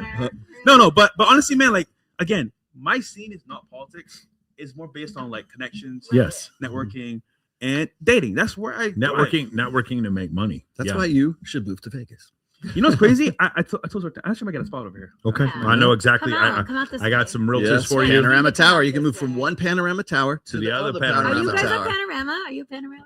well, of Oh course no. you are. Some people let me know. Yeah. Okay. It seems a little odd though, coming from Australia. Like, can I say this? I might get crucified. You can say it if you for talk saying into the this. mic. I hope I'm not. I hope they won't be crucified for saying this. Oh, mate. Crikey. I know, right? But you know, we don't have a lot of dark people in Australia, so to speak. You but- don't? No. And you're They have probably- Aboriginals, but they don't. I need to go over there. They don't talk to them. I'll go to Australia next You're time. probably one of the darkest people I've met. And I literally, yeah, Oh, girl. and I'm saying nice as well. But we don't judge. I love it, bro. But over here in America, you guys seem to have this big hook. You guys have this big hookup on dark and white and stuff over here for some reason, and the N-word and stuff. We don't even think about it over there at all. But you say you People guys, get offended. They you get guys hurt. over here have a big thing about it. Because we had like segregation 50 years ago. It was like a big deal. Kind of not that long ago. My- That's why. Yeah, we threw us all over there on an island. We're all Australian and white. So yeah. Yo, what up? Yo, look who this Clive. Yeah, you know, he's at Vendome right now. He's trying to smooth things out with the people. Wait, there. is that Clap? Wait, Yeah. he's at Vendome He's now? at Vendome. He is at Vendome. Yes.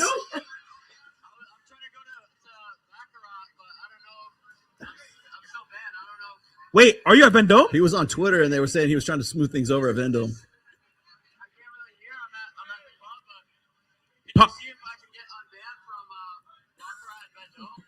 See, I told you. Okay. Text me, bro, because I'm on live right now. Text me. Cool. All right, bro. So look. We have a cameo. We have a cameo from Clav Clav. is a young hustler. Yes. Doing content for the people. He loves it. He doesn't understand long-term effects of his actions. He doesn't understand business to that level. So I don't see him as bad because he's just making content. When it comes to real life and consequences, he's gonna learn at some point that it does have some issues where you do certain things, people don't like it. Yeah, but okay. So to your point, when he runs over that guy in the Cybertruck, you saw Greg Doucette. Self-defense. Okay, so right. But when Self-defense. Greg Doucette is like, he called it clavicular homicide. Clavicular manslaughter. Whatever. And my point was, and people were asking me these questions. Wow, isn't it crazy? Clavicular is going to get canceled, and I'm like, you think he's going to get fucking canceled? Nobody gets canceled anymore. I was like, I guarantee you, Clavicular will be more popular after running that guy over in his Cybertruck than he was before. And nobody heard me, and he's not canceled. No, there's no way. The more you try to get canceled, the less canceled you can be. But there is a limit to it, though. Of course. And right now we're like in a time of area where you can do this for right now, but it's gonna stop. However, with Clav, he's so like authentic. He's being himself, and he's with Kick. Kick is the protect. Look, Kick is one of those platforms where like you can do anything, you'll be fine. But you know why? More though, so right? than Rumble? Yeah, because they have no sponsors. Oh, got it. All they have is Stake, and Stake owns Kick. So like they have unlimited money and no sponsors, so they can do anything and say anything. So honestly, you can't get canceled on there because you're protected. However, if Kick goes down, what do you have? Yeah. So I think he'll be fine. Clav is he's getting smarter for sure. But see, he wants to go out and do more. And I'm proud of him. He works hard. Good creator. Look, the shit he does online, I couldn't even imagine doing that online. He's hilarious. Is bro. he the one that admits to doing meth? Yes. Okay, just make sure. Prescription though. He's got a prescription for prescription. meth. Right. But he's pushing the envelope of like as a creator what you can do. Yes. Look at Myron. He changed people's rhetoric online, not overnight, but like over a period of time because he said, you know what? I'm gonna say the truth at all costs. You know, we're demonetized. Well, I'll say this. I don't think Clav would feel comfortable saying the things he's saying if it hadn't been for Myron first. Well, Myron paved the way for everybody. Yes, correct. to come in. Well, Andrew and Myron kind of Andrew and paved the way, Yeah. and that is the reason why Kamala Harris mentions the two of them. In the I think it's page 176 in her memoirs. There you go. She specifically names Andrew Tate and Myron Gaines as part of the reason why she lost the election. Yeah, 100%. Again, free speech. She lost it because she's a bitch. Sorry. There you go. I'm from the Bay. We don't claim her. Not even the liberals from the Bay claim her. I'm just trying to say we don't claim her. Yeah. Sorry. We like real freedom, but Point of difference, I say. Point of difference will always get you. She imprisoned hella hold on. black So, men. question: Sorry. Australia, right? I've seen baddies from Australia all over Instagram. I need to go over there myself. But what's it like? Would I be the only black guy over there? If you want to get eaten by the most 20th venomous animals on the, The planet, 12 come on over. What? It's like I World. believe 12 of the 20 most venomous snakes on Earth are all in Australia. Yeah. Yes. Come on over. I believe that is the case. Yeah. It's very, very Okay. dangerous. Yeah. Maybe not. My perception of Australians, they're like also beautiful, but like because they have this great accent, it's hard for me to tell if they're bullshitting me. Right? I'm like, oh, We thank need to you. get I'm Sterling so Cooper in rude. here, don't we? Like, it's hard. I'm like, We're the opposite, I think. We're very true and authentic. We say how it is. You know, Okay. like we could probably offend you. And, well, you that's know, how people from the Bay are. We're Yeah, straight it is shooters. how it is. Wait, how old are you? Old enough to know better and That's young the enough to still do it answer. well. Yes. How old are you? I'm 35. How old are you? 30. Are you? 30. 42. Wow. Is that true? Oh, yes. She's not lying. I'm like a grown woman. What the fuck? Who That's would the lie about answer. 42? The answer. Loves it. Nat. How old are you? 29. Okay. How old are you? How old are you? How old are you? I'm 35. Okay, you can call me. He You said can call me. 35. 35. You can call me So wait, what am I? Am I? Call me Dommy Am I Mommy. 45? 45. I'm 45. There you go. Okay. Are you 45? It's You quite can call me funny. Dommy 45. Mommy. It's really funny that question at age. I'd rather ask me my breast size rather than age. Like, Oh, it's kind of honey, like I'm looking up the right now. age- Oh, honey, the I'm age looking up thing right now. Where is- he's I'm looking up. he's a man of God. I'm From looking up. Barbados. I'm He's a looking man up. of God.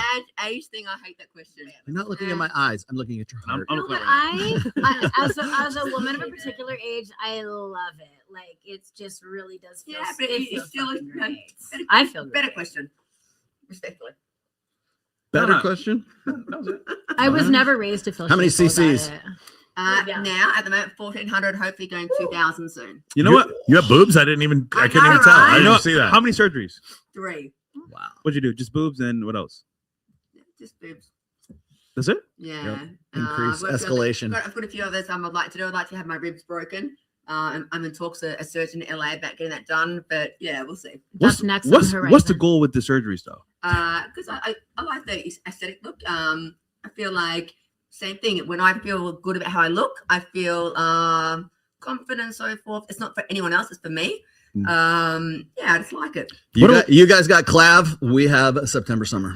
What? She's looks maxing. Yeah, she's looks maxing. Do I stand real quick? 1400 But you cc's. guys tell us that's our value in women, like in society. So of course, like We're just as- appreciating the value right now. Yeah, just as men are trying to get more money, women are trying to get. How tall more. are you? Oh my God, look at 5'1"? Oh, Okay. she's so beautiful. Look at There you go.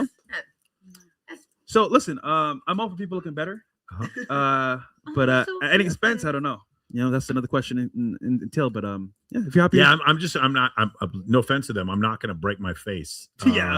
I'm just going to be ugly. I don't give a shit. No, I'm but just you'll gonna- break your balls for more money.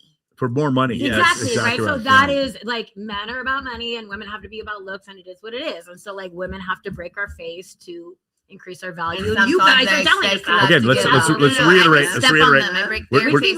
We're talking about And- sexual market value, not your value. Your value is a Of course human not. value. I read books Personal for my value. Yes, Like, correct. but yeah, Your of course. sexual market value. The sexual market value is not that. Is not Absolutely, determined I've by got us. a plethora, but you know, Yes, read a book to increase your personal value. Sending you my latest book. All right, cool. Do you have that one? Read Sex at Dawn. Speaking of contrast, look at these jokers right here. Oh yeah. So guys, Rolo. I'm as white as you are black. So like, if I had a dad, right, that was still alive, it'd be Rolo, because he's coached me on so many things, told me the truth to my face, and like as a friend, he's always there. So Rolo, question for you, brother. Sure. If you could tell the younger version of me, oh God, advice on the camera, what would it be?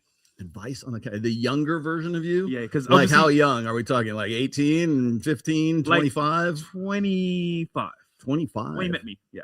Because I made some mistakes, of course, right? Well, it's funny because I always get this. Like people always ask me, like, hey, "What would you tell your younger self?" Right? Like my younger self wouldn't listen to a damn thing I would say. Facts. But, you know, Facts.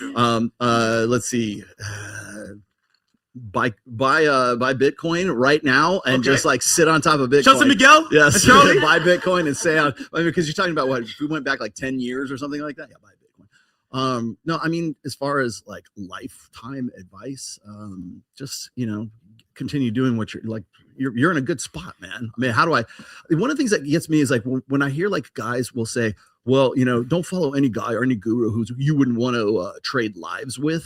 And I'm like, who the fuck thinks like I don't want to trade lives with anybody, right? I like where I'm at, like what I do right now. Are there other people that are more successful? That's also sure, but like, I don't think anybody would answer that question and say, "Well, I want to be be." There's a lot of people read your book who would trade places with you. I'm not gonna lie, man. Yeah, you're 57 and can squat 400 some pounds. Yeah. Like they can't do that. Small So cars. that's it. Yes. That's my. I mean, I'm gonna be honest with you, and I know people out there laughing or whatever. No, it's true. There are people who are like. Their lives are so boring. I think they would like the position and the status Or the if idea they of could it. keep their own identity. If you guys saw the residuals from his books, you would trade places. You would trade. Yes. But they can't have W. that though. They Huh? can't have that if they try. Yes. That's the whole And you know what thing. you need? Well, that's what You you might need not to have be. known that song, but I would have introduced you to Steel Panther a lot sooner. Yes. than There you we go. would They got banned in 2 seconds. Mega banned. That would get you banned on this show. Anyway. Yes. Do you want to do that next one? Let's check out this one, guys. Which one are we doing now? I want to. Okay. Yeah. That's the one. There we go. Been catfished. Okay. Tell me I more. want him to act like he look. He got muscles on top of muscles. I thought when we got married, it was gonna be like Ving Rhames in the kitchen, butt ass naked, bang, bang, bang with my eggs. He be making eggs and put it on a tray with a fucking flour. He has his shirt off on all of his Instagram photos, baby oil. It's just like dripping all over him. He be pouring water all over me. I thought I was getting that. I thought I was getting like a supermodel, like fuck boy, like yeah, like. I was working out and it was hot and I put water on my body. It wasn't baby oil, it was just sweat. Oh. I don't do those things. I thought I was gonna get me like, choke. I got like a little choke. He don't want to choke nobody. He want to go on picnics and play Uno. Can I interrupt? No.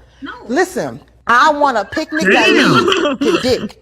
And all his picnics just be having fun. Where's the fun if there's no sex? I got allergies. He want to bring Claritin D. The only D I need is his dick. I would like to have a stuffy nose, and I want to choke on some dick with a stuffy nose. Well, I have Sudafed as well if you ever need that. I just want to make sure I heard that correctly. You It's want gotta to be choke on true. some dick with the stuffy nose. Is that her husband? That sounds like a good time to me. Hold on. He caring about. Is this real? Yeah. Well, No, of no. course it's not This is this is staged. I was about to say that's incredible for him to be like that passive. But have you, ladies, have you ever been in the situation where you meet a guy and physically he's what you like, and then he talks his way out of vagina? Raise your hand if that's ever happened? Wow, we're all just gonna lie. We're all just gonna lie today. Yep. Go ahead. Especially in Miami, especially In the DMs, I'm like, oh my god, you're like cute and have a body and are successful, and then like they slide in the DMs fucked up, or they'd be like, send up. It's just weird, and I'm like, oh, I'm all set. Like it's very. I'm sure you maybe teach your. I teach guys to never hit on women. Period. Yeah, it's so precarious. It's so precarious because they could be a triple threat, and the second I'm like, that's all. That'll do it. I'm all set. For me to hit on a woman, she has to do something to deserve me hitting on her. I mean, that's it. 1,400 cc's. You know, I'm clearly very grown. I'm a grown woman. Like I'm very assertive, and so I don't know. That's just how I feel. Yeah. Go ahead, Crystal. It's the mystery that you like, that you crave. It's like you keep asking questions and you don't know the answer, but you want to know more. And then it just keeps you guessing on your toes. And I don't know, it's exciting but scary, but also the intrigue. How about a man who leads? I think that's what she was looking for. We love that. Which is exactly well, why that's very you still misogynistic have for to- you guys to clap at You've that. got to keep up the mystery. You have to keep up the unknowability.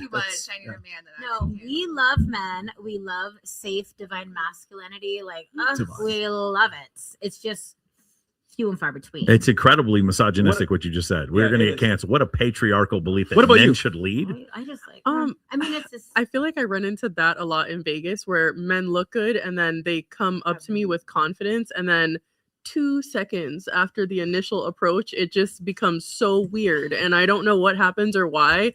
It's because they open up their mouth. Open up their mouth. No, yeah, but they're it's so like, hot and they it's- open up their mouth. I feel like what happens is that they basically watch like Mike's classes on like how to approach women, but then have nothing to say after that. Okay, I And got I'm it from like, here. Thanks, Mike. Yeah, like it's one of those. If they were watching my classes on how to approach women, they would not hit on Listen, you, and it would not be weird. They only got the first 2 episodes down, and then after that, That is like, true. Oh shit, she's not pushing me away. What do will I say do this, now? Like as somebody who was born and raised in Miami, it's not what I'm used to. What I'm used to is like men that do lead, men that will ask you on dates, men that do. And I tell my friends all the time, I almost want to move back to Florida because I felt like I had a better and healthier dating life there than I do here. Yeah, I don't date here at all. At all. Well, it's not toxic. It's just crazy. Like the craziest dates I have ever been on were here, and it was first dates, and I was like scared and never wanted to leave the house again. why did you move to Vegas then? I actually had an ex move me out. So we were together when we moved out here, and I really like it here. I met friends here. I met Mike and come on this all the time. So it's like, Wait, hold on. You come on this? Wait, hold on. Listen. On this show. Hold on. All you guys in the chat. All you guys in the chat. Hold on. Wait. Time out. All you guys in the chat who think you can change her, who think you can make Natalie the what, who think you can change Natalie and make her happy, put a 1 in the chat. If you guys can, we're gonna put her IG in the description there. Okay. Oh wait, So all the guys who can change her. All the guys who can change her. She's coming up. Well, you guys apply. Okay. that's- Been in Vegas for I'm how long? so nervous now that he just said that. I'm like, well, don't put my IG.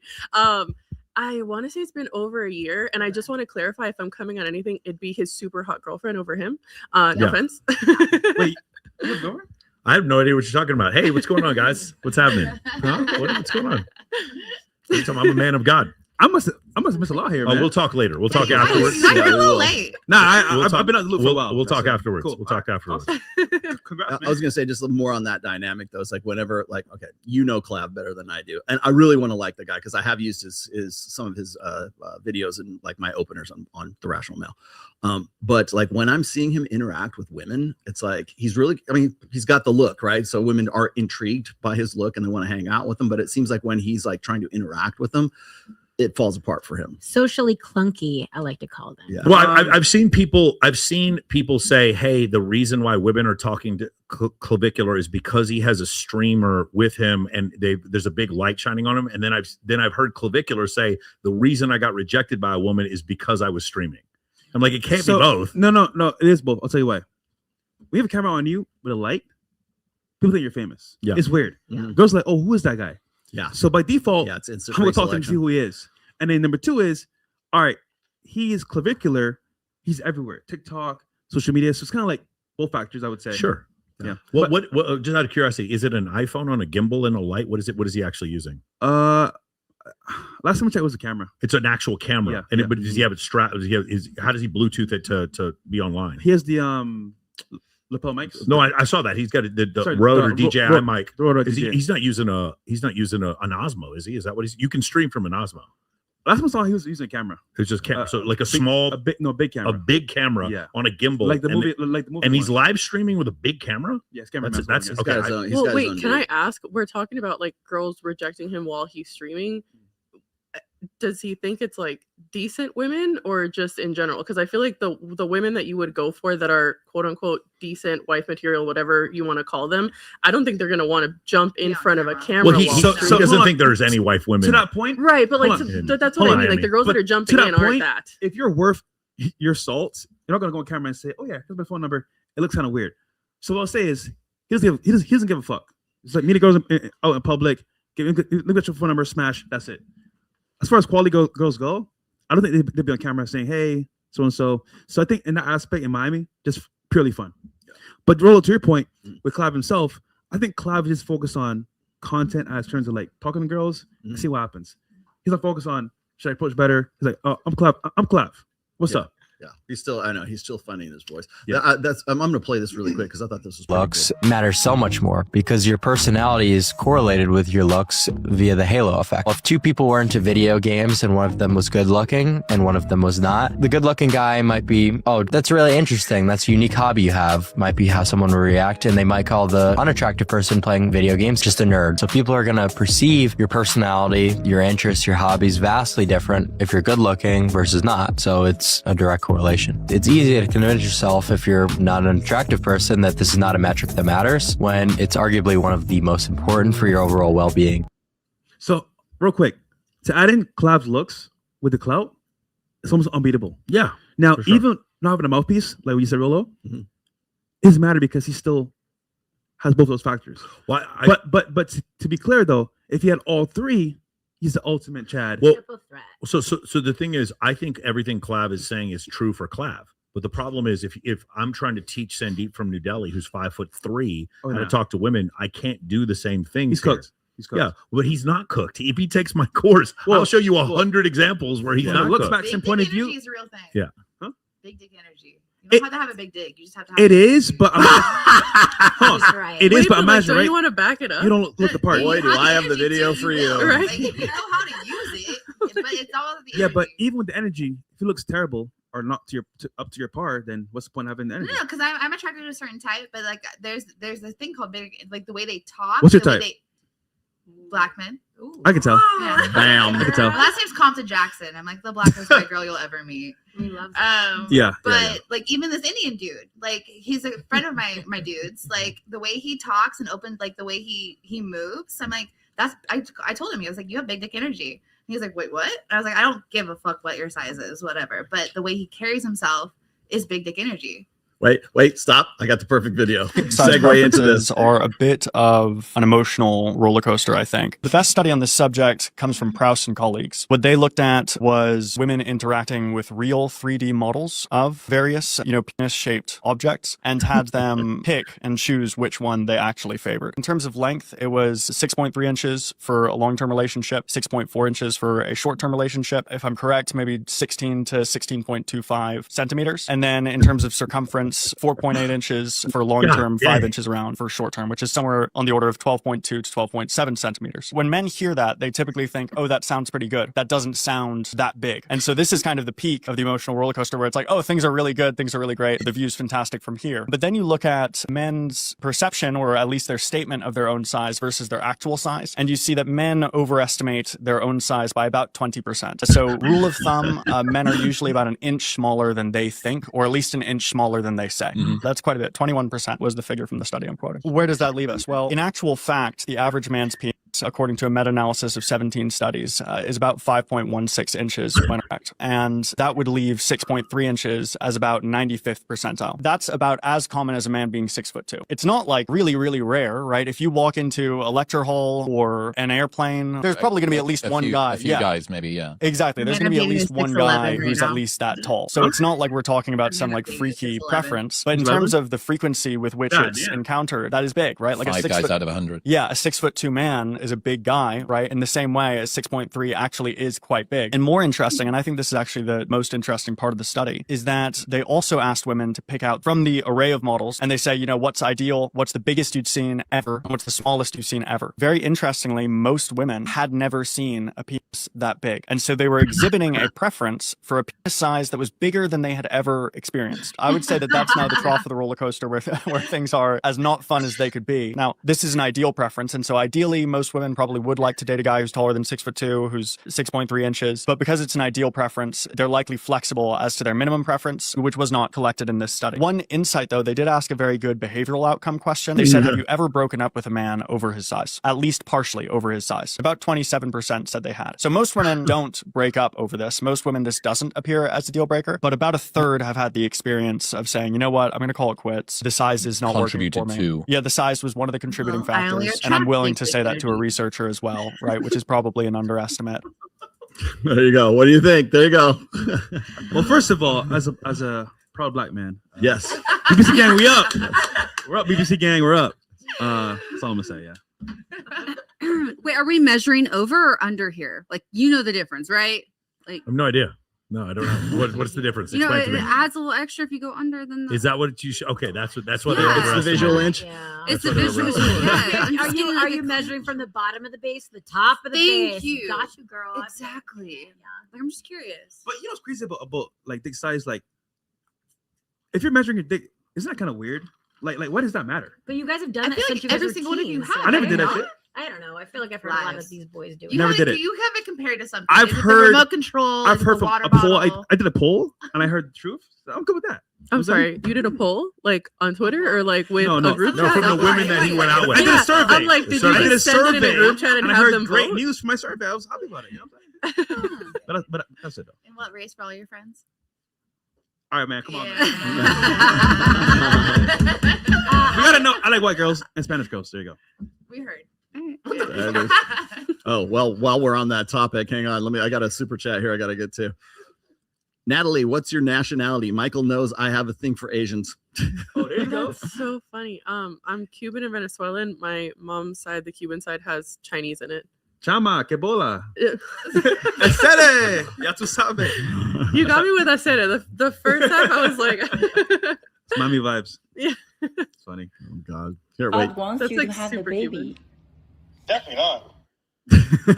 Oh, this nigga bro. Yo, that's funny, bro. Yeah. That's my most popular, my most demanded sound drop, by the way. I'll explain it to you later. That soccer was insane, bro. Like, she can't. We met her. We had her on the show. yeah, it's crazy because like I just smashed like 5 times, nigga. It wasn't that serious. Whatever, man. It's good, bro. All right. How much preparation do you ladies go into for a date? Here we go. Said I would require a deposit to take me on a date to cover my date preparation costs. I'm now working with an app developer to make this a reality. This is actually happening. We are building the app. I'm not even exaggerating when I tell you this is the best damn dating app you have ever seen, because there is a clear difference here where the woman can set the deposit rate and the man can pay for her date preparation costs. So as a woman, you're going to walk into the date already so happy, and that's going to lead to a better date and a better connection. And that gives the man a better chance of succeeding in courting you. The app is called Courted. So when people ask, how did you meet? You can say, he courted me. So cute. The website already looks absolutely stunning, and the app itself, incredible. All of the features are so unique and nothing like you've ever seen on any dating app. Oh, and to everyone who said you can't do that, guess what? I just did. So we are going to launch this city by city. And if you want early access, click the link in my bio and sign up. Let's make dating fun again. I got this one. Does it cost a month to date a baddie? So if we do a weekly blowout, $120. If she goes to like an event once a week, and gets glam, that's like 150. So that's like All right. 300. Yep. Nails, toes, that's another like say $350, $400. Okay, so we're at 270 plus 300, so we're at like 570. 570, which like isn't crazy. It's not bad. No, we're good right now. Hot girls like do like peptides, like care about the health. Mm. So all of like the beauty outside comes within. Normally like a lot of like baddies are holistic in some way. Mm. So like you have like the peptides, which is anywhere between like $180 to $900 a month. A lot of women are on $900. birth What are you control. doing? So I don't know, like whatever that cost is.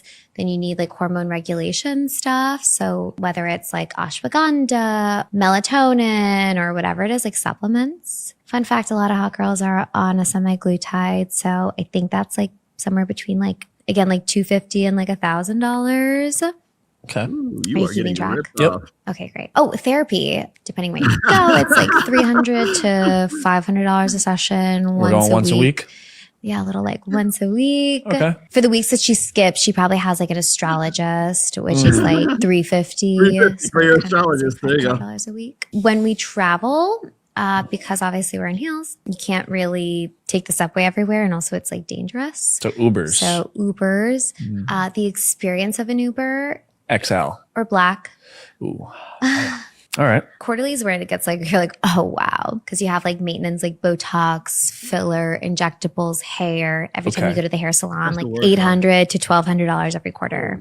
Okay. Botox anywhere between $1,000 and $1,500. If she gets trap tox, that's another like $2,500. If she does full face, it's another $2,500 or $3,000. So what? You're looking at 100 grand a year? Yeah. Right around there. Yeah, definitely. 100 grand a year. Jeez. Ladies, have any thoughts about this? Yeah, I definitely think that I've seen. What's your overhead? My overhead's not too bad, thankfully, but I think that when you date a beautiful woman and you don't want her to work is when things get expensive, because at the end of the day, I know I'm high maintenance. I don't ever like say that I'm not, but I also do maintain myself. So if it ever comes to a point where, you say, I don't want you to work, that's fine, but you can't take a beautiful woman that maintains herself well and then tell her that you're never going to give her that budget again because that's too expensive. Because then you're going to cheat on her with the girl that looks the way she did when she was maintaining herself properly. So I do see that happen a lot. But I mean, she's overshooting it dramatically. Yeah, and she's also not a baddie. Oh, my bad. I was supposed to say that. Yeah. First of all, who hurt you? No, it's not about that. I see it happen all the time. I'm so confused. I just see it happen all the time where like men are like, oh, I don't want you to have a job. I want to take care of you. And then as soon as you're there, it's like, oh, hey, guess what? You're never getting Skims again. You're getting Marshalls like once a month, but no Botox, no none of that. It's You know like, what's wild about this though? This is why men are leaving, because they're like, yo, this is a hefty bill I gotta pay. And I can just pay out the chicks in different ways. For example, go out, have fun, meet different chicks for free, and just fucking then move on. So men are like, why do this bullshit for $100K a year? I can spend maybe less than that every fucking month and have fun. Any other ladies have any statement about this? They thought that was too high, too low. Anybody else? Kind of crazy. I mean, like, I do appreciate a man that is going to be like generous and kind of take care of a woman and our needs, and like, obviously to a degree, but like, I think that she's a little excessive. Well, the I don't know. expectations. I'm of a a man's minimalist. pain. You're expected to give something at the end of the day. I think women have transcended past that. Well, I think that often, extent, I think often they do not give anything. If a guy, In fact, I'm going to say something that you may disagree with, but I absolutely believe is true. Any fucking simp who would do that with a girl who wasn't his wife or committed girlfriend, she's never gonna fuck him because she has no fucking respect for him. Let me explain something, because the only thing growing faster than the OnlyFans economy is the simp economy. This is a woman who really, she's gotten to a situation now where she's been able to, she's found men who tolerate this kind of behavior. These men have never generated genuine desire in a woman in their entire life. A woman who would crawl over broken glass and change her religion for you. A woman who's going to leave work just for the opportunity to have sex with you. This woman this woman expects men who never get that, which by the way is most men now, to go ahead and pay this type of, if this was my wife, fuck yeah, more than 100 grand. It's not even an issue. But for a woman that I'm just now starting to date, that I'm not in a committed relationship, if you do this type of simptastic bullshit, that means, like, I would be shocked. I'm going to be honest with you. Listen to me. You guys are going to think I'm crazy when I say this. I would be shocked if a guy dropped $100K a year on a girl that he wasn't seeing, like he was seeing casually, and she did fuck him. I would bet you if she did, it would be rare. And if she ever did, she would go to the other guy that she's fucking for free and laugh at the guy who dropped $100K to smash. Bro, that means you do not have any concept of genuine desire. You are a simp. Now, I'll get one more time. One more time. One more time. She's the mother of your children. Yes. That's a completely different situation. You come home, everything is clean. You guys are having sex all the time. She is your person, your partner, whatever the fuck. If that's the case, 100 grand, no problem. For this woman right here, who I personally believe is incapable of an actual connection, which is why she needs 100K. For this woman right here, if you gave this girl 100K, she is going to laugh at you to all of her girls in the group chat and then tell them how much you suck in bed. That's what's going to happen. Just after your point, just real quick. So imagine this, right? We're in Miami, Vegas, New York, LA, major cities. And what happens is there's 3 guys normally. The one that pays the rent, the one that's fucking her, and the one that's kind of there as a friend in need. Now, I don't know about you guys, but like as a man, I just want to fuck. So to be the guy paying the bills, I don't be that guy. I'll see when you got your hair done, your nose done, you want to go out, let's have some fun. We can do that. I think as a guy nowadays in this economy, that's where you want to end up. However, if it's long term, she's going to be your girl, then of course take care of her because that's your girl. But this is like a fun time and a goodbye. Like, nigga, at best, that's all it really is, bro. So, I mean, for her, it's cool because guys are doing this for her, but like for guys, bad. I don't know. I feel like that's like such audacity. I mean, like, I would change my religion and have laundry done and all that shit if some guy is gonna break me off like that. Absolutely. Like, I'm gonna shut the fuck up. But what would and it you take guys. for that guy to Love break it. you off like that? What would be the, like, what's the number? What are we talking about? I don't even know a number. I just I do because it's happened to me. Tell me, girl. Yeah, so Tell I'll me, be girl. really honest. Everyone pays one way or another. Everyone pays. And we're talking about like Because I some want you to relationship, value my everyone pays femininity, in like to way, some whether it's degree, like, not you know, 100, like some. See, this is exactly what I said. What I mean when I'm talking about how like women today, their dating plans or their relationship goals are basically the plot from Pretty Woman. So Okay, literally, they're basically the not- plot where it's like they're not necessarily wrong though. well, they're the hooker with the heart of gold, and everybody you just get to know me on a different level, but you still have to be Richard Gere, and you have to be this multi-millionaire and rich industrialist who's just going to lift her out of that lifestyle. And that's why I say, what's the number? Because for this chick right here, like she's talking about, well, I mean, they rounded it off. 100K They chick, rounded- though. She's her not over- 100K. Her It's overhead not is just that. $100,000. It's not just that. You got to have that to lift her that out. clip and the people who like that clip is the equivalent of a man being addicted to pornography. It's the same thing. Yeah. It's the equivalent to a man or to a woman reading 50 Shades of Grey, listening about Christian Grey and his huge penis, who's a billionaire, only sleeping with Anastasia, and no, it's the funniest thing in the world. He goes 3 books with and no description of and Anastasia. All 3 books, he doesn't sleep with anyone but Anastasia. It's so fucking hilarious. That is terrible for women to see this because they start thinking this is what I need. What you're doing is create. I have a sex dungeon, but I built it only for you. They're creating what they're doing Sounds like a is dungeon. they're creating this scenario where women start thinking, okay, this is what I want also 100. Oh, I'm only getting this much for my boyfriend. And they're creating a scenario where they are incapable of genuine desire. I think normality of There is no way to create genuine desire for a man who leads with money. Let me say this a second time. There is no way to create genuine sexual desire for a man who leads with money. A third time, for those of you who didn't hear me, there is no way for a man who leads with money to generate genuine sexual desire with a woman. If she's attracted to him and has genuine sexual desire, and then he uses money, that's fine. Okay. But it doesn't work the other way around. All right, I'm gonna say Can that. I explain my Go ahead. Okay, go ahead. my situation? So like, Speaking of the mic. I hope you're not listening back home in Australia. They I are. was actually engaged 18 months ago to a man who did ask me to stop working, and my figure was 200K. And you know, I was like 200K to get me not working. Why? Because I love working. I love making money on my own. And for me, I want to be an empire with someone. Not, I think, be a powerhouse together. Not at all. So if you're going to drag me away and take away me feeling valued, like making What do money. you do for work? I like making money. What do you do for work? So I'm a sex therapist, I'm a sex toy company, and I'm a founder of a charity as well. And I was on Playboy last month. So I've got a few things going on, and you just take away my income and my individuality. Unfortunately, you have to pay, because I feel like my value as a person needs to be of this. Why would we make money together? A lot of men are insecure about having women looking like us, so to speak, and to make money with you. Whereas instead, make money with you, not separately. Did he make more than you? He did, yes. So I could make more money now. So yeah, there's she's saying we should all have sex with our girlfriends on OnlyFans. That's what she's saying.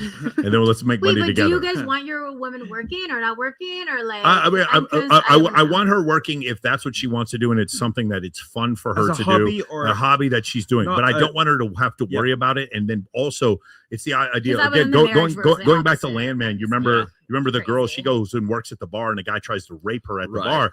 I don't want her putting herself ever in situations where she's compromising her physical body in exchange for making money when I could be paying for her. That's again, one more time, ladies, it is not other men's jobs to not hit on you. It is your job to protect the sanctity of your vagina, your mouth, your nipples, and your butthole.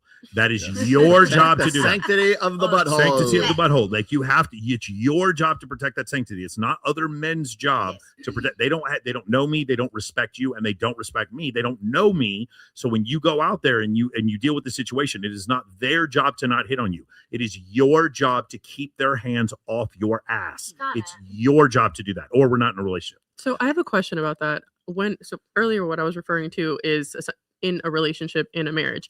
At what point in time do you have that discussion where you say, like, because you're saying don't simp for the women you just started dating. So at what point in that timeline is that conversation had? Because say, for example, me, I have my 9 to 5 and I love it. I work a couple hours a day. I have a great time, super happy with my job and everything. Yeah. But if you were to say, hey, this is getting in the way, I want to travel, you have to take PTO, it's in the way, I want you to stop working, I would then need you to replace that income because I have things that I need to do. I have Pilates, I have my hair. So when that's way down the road, that's way down the road. And that's when the two of you have made a commitment to one another, because the man, if the man has high standards, has said, okay, this woman contributes to my life, helps me build my empire. He does not attack. She does not attack. She does not accuse. She does not exaggerate. She asks me how I feel. She does not tell me how I feel. And whenever we're in public, we show a common face, and she doesn't talk shit about me to her friends behind my back, or when we get into an argument in public.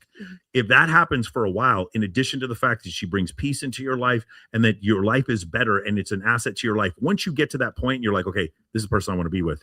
Then you can have that discussion. That woman that we just saw in there, she's never been at that point with any man in her life. No, ever. She's never been at that point. Even the number that she's throwing out there is pretty insane. And as all of us who get like treatments done, who do the things, like that's still a lot. Yeah, it is a lot. Well, I was gonna say, it might not be $100,000, but I was gonna say, even if it's $25,000, even if it's $50,000, I don't think it's the number. I think it's the what I was gonna say is like it's the overhead. And then my next question is, like, if she's single, what is she doing that she can afford a $100,000 overhead to be a baddie, right? That she need that, and that's her market price, right there to bring her to. If you want to make her a wife, you have to at least have $100,000 a year committed just for her maintenance and upkeep.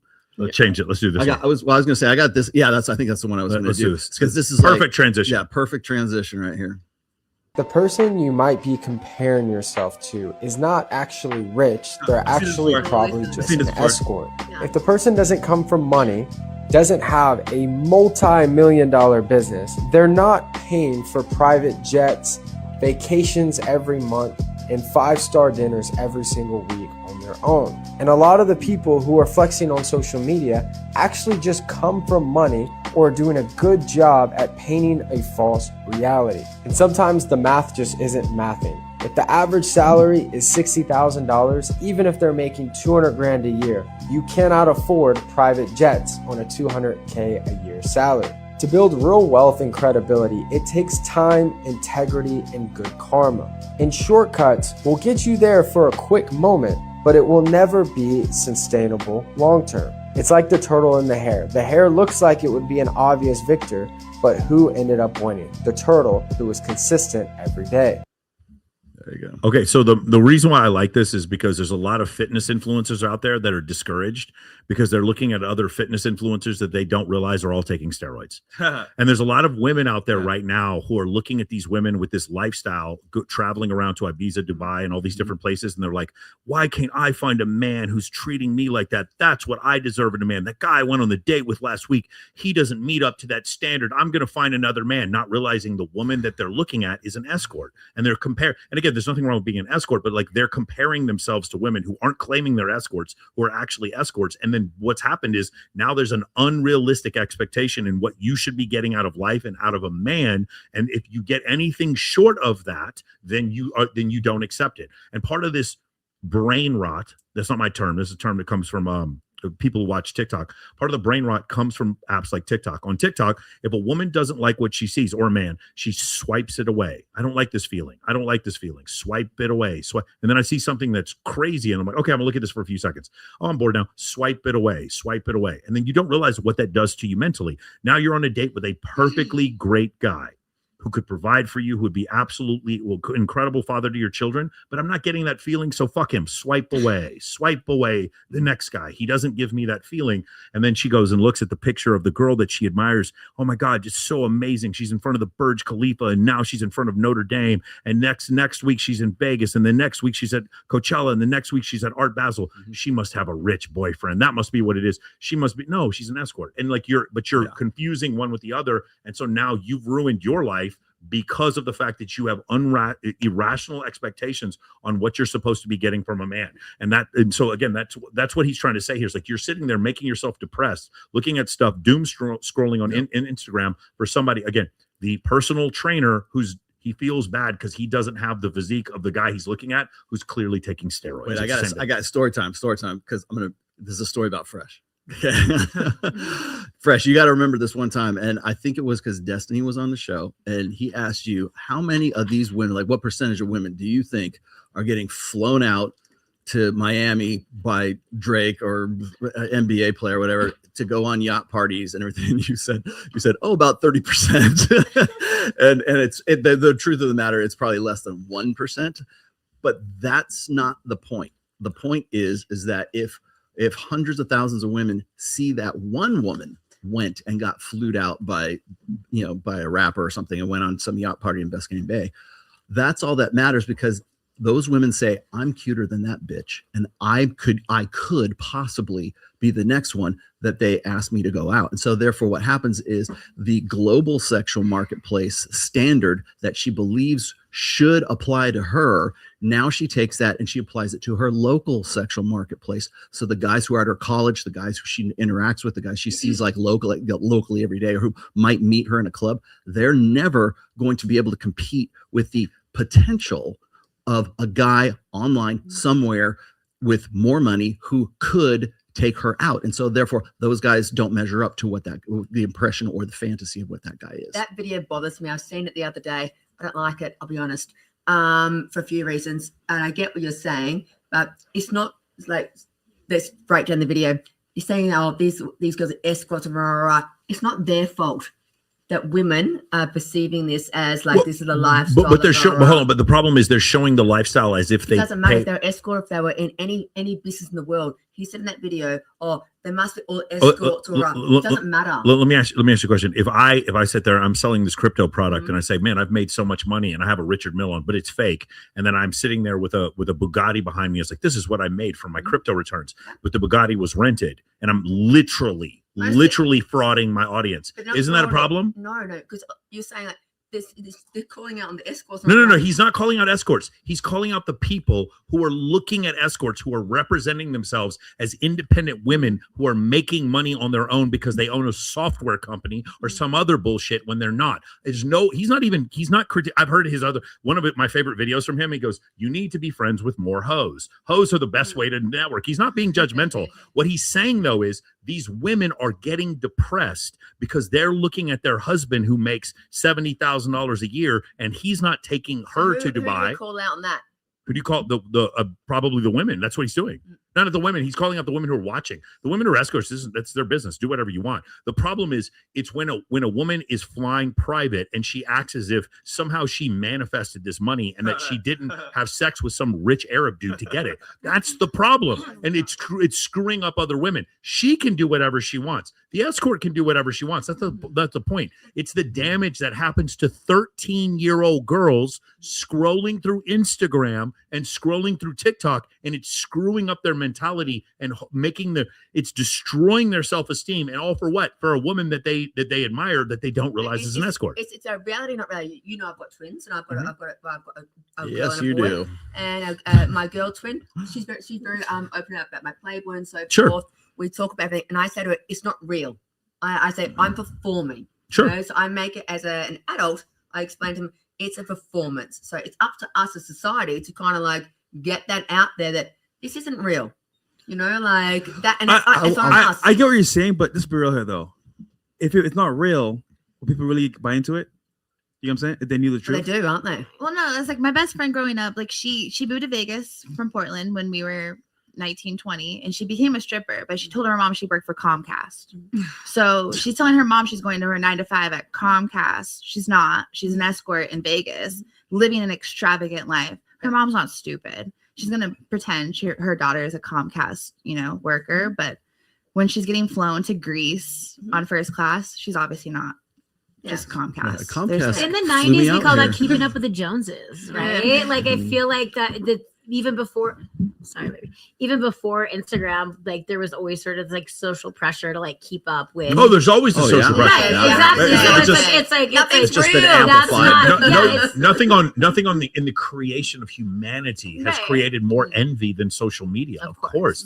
The problem is it was a very difficult thing. So I got to do this with you sometime. Okay. So there's a lot of content creators who've been out much shorter times than Rolo and myself. For me, I started making content maybe 08, and Rolo's been doing it since maybe 03.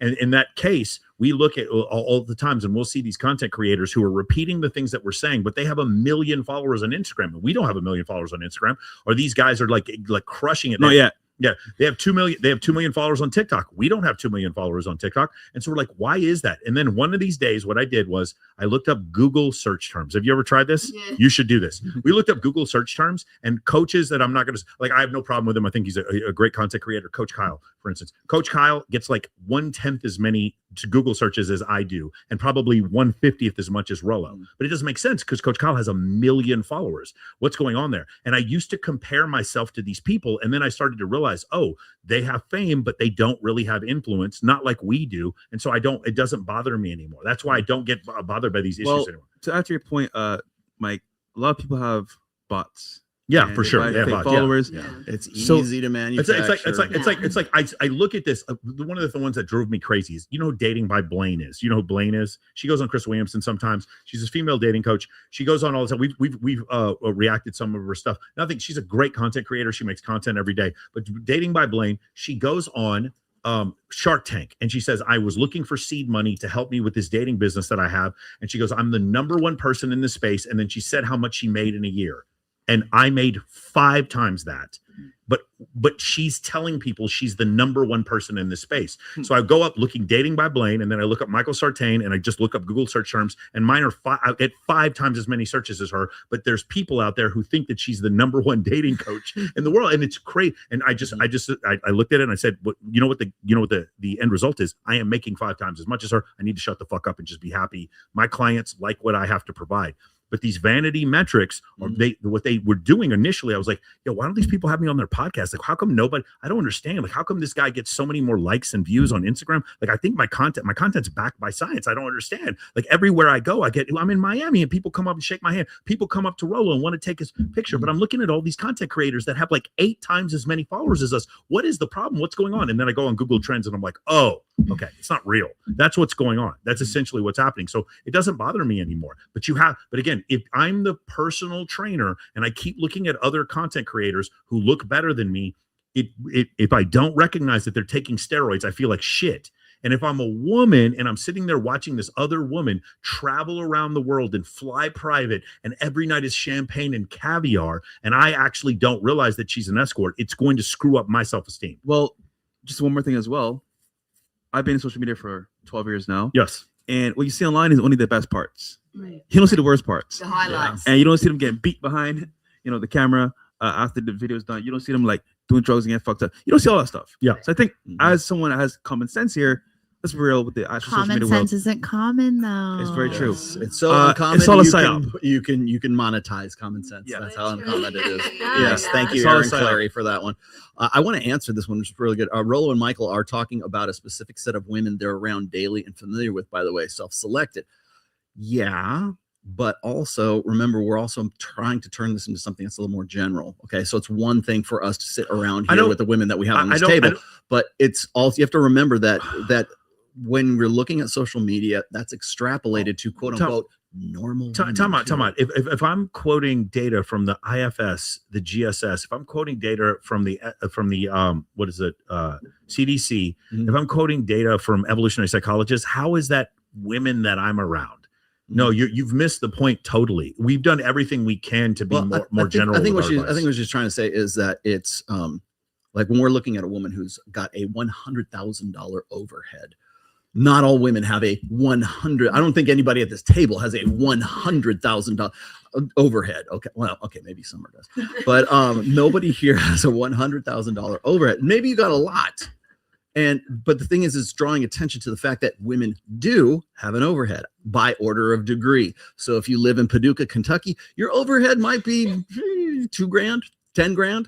If you live in Miami, you live in Vegas, that's going to go a little bit higher. So yes, your mileage may vary depending on what your location happens to be and who you're talking to. But I wanted to point out the fact that and I've been sort of trying to ground myself ever since moving here to Vegas, ever since doing this show, because when we sit here and we're talking to the women that are on this show and we're going out to Zouk, we're going out to Omnia, we're seeing, like, we live in a different planet here in Las Vegas. I understand that. That's why I kept saying, whenever you go to, when you go to the Las Vegas airport, make sure from TSA to whatever your gate is, do some people watching. Any major airport you can do this at. Just look at the average person from when you get out of the TSA line to when you're walking to your gate, right? Just look at the people around you. And you will see overweight people. You'll see people who you never thought would be together. You don't see hot women walking around the airport. It's like seeing a wild animal from the zoo that got loose. If you do, okay. I try and look ugly at the airport. Yes, exactly. You see people in their slippers, in their pajamas, and whatever, that kind of stuff. And it's just, that's an average person. That's a normal person. That's a cross section of the American population right there. And so, yes, I do understand that. But we have a show to run here, and we're talking to women who have an opinion about this stuff, and this is basically Dr. Buss's study of 38 different cultures, that was 17,000 women. Like, what you're saying is just objectively not true. Anyway, go ahead. Wait, I got Colin's here. Shine a light on Fresh. I can't see him. Win red pill. There you go. That's funny. You got to put a. They can't see Fresh. Now they can. Yeah. You as well, bro. Oh, wait. You got to raise the white balance on the camera. Harper's jumping on here. I thought you went to the bathroom like 20 minutes ago. Oh, you're funny. Ah. You know what it is, man. I knew I should have worn my glasses. I appreciate all the love. Incredible. Okay. Which one? Okay. Not gonna lie, I thought you guys were maybe way more misogynistic. No, sorry, we're sorry to disappoint. Okay. No. I feel like I might be the most misogynistic. You might be. You want to know why? Because all of my experiences with women have been positive, and I'll bet the same thing with Fresh, except for the one girl. It's been positive. Bro, I'm telling you right now, like, for me, I love women. Yes, because I get, the access I have, the things I can do. It's like, I look at it as not like an accessory, but like an add-on. We have a good time. They come with us. It's cool. Okay, so let's before we go on, because I don't want to. There's a person who made a very critical video about me recently. I'm not gonna give him any shout outs. Any clout? No. Yeah, I'm not gonna give first time. But you went. No, it happens all the time. The reason why this one kind of bothered me was because I thought we were friends. He has messaged me before. He's been on my show, so I was really confused why he would do this. And so I'm just going to bring this up to you. You know that by having a lot of female friends and having a lot of females interact with you on social media, yes, you know him. He's been by having a lot of female friends and having a lot of females interact with you, you know that you have greater access 100%. To different locations. It helps you with your business. Is that correct? 100%. Showing that you know a lot of beautiful women, you get into better places, and you can show that on social media. Is that correct? Yeah. So showing pictures of you with beautiful women, does that hurt you business wise, or does it help you? help me. It helps you. Okay, cool. Because that's not what he said. He said posting pictures with attractive women on your account makes you look terrible to other women, and they don't take you seriously. And I'm just like, that's what every woman tells me. I think it's funny. That's what every woman tells me. But then they date me, and I'm like, that is objectively not true. No, there's different ways. There's different levels because there's the way to go promoters about it. out here who post with the fake girls that they brought in, and then they try to post videos. It's clearly obvious that those girls aren't there for them. Sure, but like When you literally, post your like videos, those girls are clearly there. yeah, you understand. Like they came for my birthday, Well, but the problem is like he's literally criticizing me about a photo that I took where I got these girls on stage to see Marshmello, and I was dating one of the girls in the photo, and I'm like, what in the blue shit is this? Like, why would you? Well, there's a level of cringe to that statement. Sure, where like yes, if you do there so much is. cringe shit with the girls, it looks weird. Yeah. But Sartain is a pro at it, so I feel like yes, in a way, if you do it the wrong way, it looks kind of you're trying too hard. Wait, yeah, Versus- like you're almost a guest at their table. Like you're almost a guest trying to film at their table. Versus- No, Like, agree. the girls are your But my guests. point is, what was so crazy about this is he picked a photo where all 4 of the girls in the photo not only were following me, but commented on the photo, and I was sleeping with one of them. Like it was crazy when I saw this, and how in the world, like how in the world is this a photo that's hurting me? That was so crazy. I just sent a text you who it was. Man, don't get no hoes, man. Oh, I'm sleeping with oh, okay, I get it now. Yo. Okay, can I say this real quick? Yeah. So listen, I love everybody. Yeah. I want to make some money, went together. But here's the issue, right? People aren't real. And when I meet them, I'm like, you're in the space? Nigga, what is this? Yeah. And then I'm like, okay, cool. I get it. It's a grift. But hold on. I met maybe like 20 creators in our space. Yeah. Only like 4 are real. Fresh, let me ask you something. I've made certain proclamations, and you've been hanging out with me for the last 5 years. Have I ever exaggerated about one single thing? One thing. What? You want the truth? Okay. We want to know. Truth. You undervalue how cool you are. Yeah. Hey, look, you don't flex, bro. You don't flex. Like, you know what I'm saying? You don't flex. You just keep it cool. Because of photo, you were dating one of the girls, but sleeping with at least 2. Yes. So There you go. yeah, you undervalue. By the way, I bought this for you. Yeah, you like Rolex, Dan, let's go. I bought this for you. But like you did say this to me, and I really thought it was I picked you up from that mansion one time, and you're like, yo, Sartain, you're the only guy I've seen this face who you say you can do all these things. And the next thing I know, we're on stage with Steve Aoki. Actually doing those. those You actually things, do those. The same thing with when I first met Rolo. Oh, yeah. You remember my birthday? He came there, and I was like, Rolo, hey, listen, you're going to come. And it was very important to me. Preparing me. It was very important to me that Rolo saw 35 women actually showed up dressed like cheerleaders to celebrate my birthday, and I spent no money on it at all. And when Justin Waller came out here, it was very important to me that Justin Waller saw 50 girls come out to my bikini competition. Well, just after that point, Yeah. because of that interaction with Justin Waller, the Tates as well Yes. came to see you because look at okay, I know Andrew very well, right? He's not going nowhere to just chill. Yes. For argument's sake, he's going because there's value there. He mentioned you. I was like, all right, I'm gonna hit you up, and it was factual because I pull up. I'm like, oh shit, this is real. Yeah. So it's good to see that in the space. Well, I would never know him if it weren't for Justin Waller. Yeah. So Andrew reached out to you. This is way before I can't win Fresh Fit. Andrew was the one who reached out to you for me to come on Fresh and Fit the first time. Yeah. And so like that's the whole thing. And why was that? It was because he asked Justin. He goes, "Is Michael Sartain real?" And Justin goes, "Yes. All of the stuff he says is actually true." And I know it's hard. And I'm not trying to say this to brag. I'm trying to say this because I see the same thing. I've hung out with hundreds of pickup artists who have never even dated a 3 in their entire life, and a bunch of male models online who have absolutely no idea how to talk to women and have absolutely no frame. And so because of that, that's why I brought this up, and I brought up what you said too. But I appreciate that you think I'm cool. Is that Fresh or Michael Blackson? Hard to tell. Oh no. We had a contest, me and Michael Blackson, who had the dirtier. It's funny as fuck, by the way. Dirtier feet. And it was him for sure. I think one of the reasons why we get like slapped with like misogynistic and stuff like that is because a lot of people, like I said, they can't help but think that if we're laying out like statistics, if we're just talking about nuts and bolts, intersexual dynamics and stuff like that, that if anything that we talk about, now again, like we can't say facts without telling people how to feel about them. The funny thing is the same stats, the same facts, really the same concepts and the principles that I've been talking about for 20 plus years now.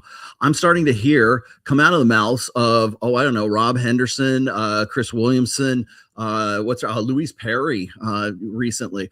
And they're basically talking about red pill topics that we've been discussing for forever. For years, yeah.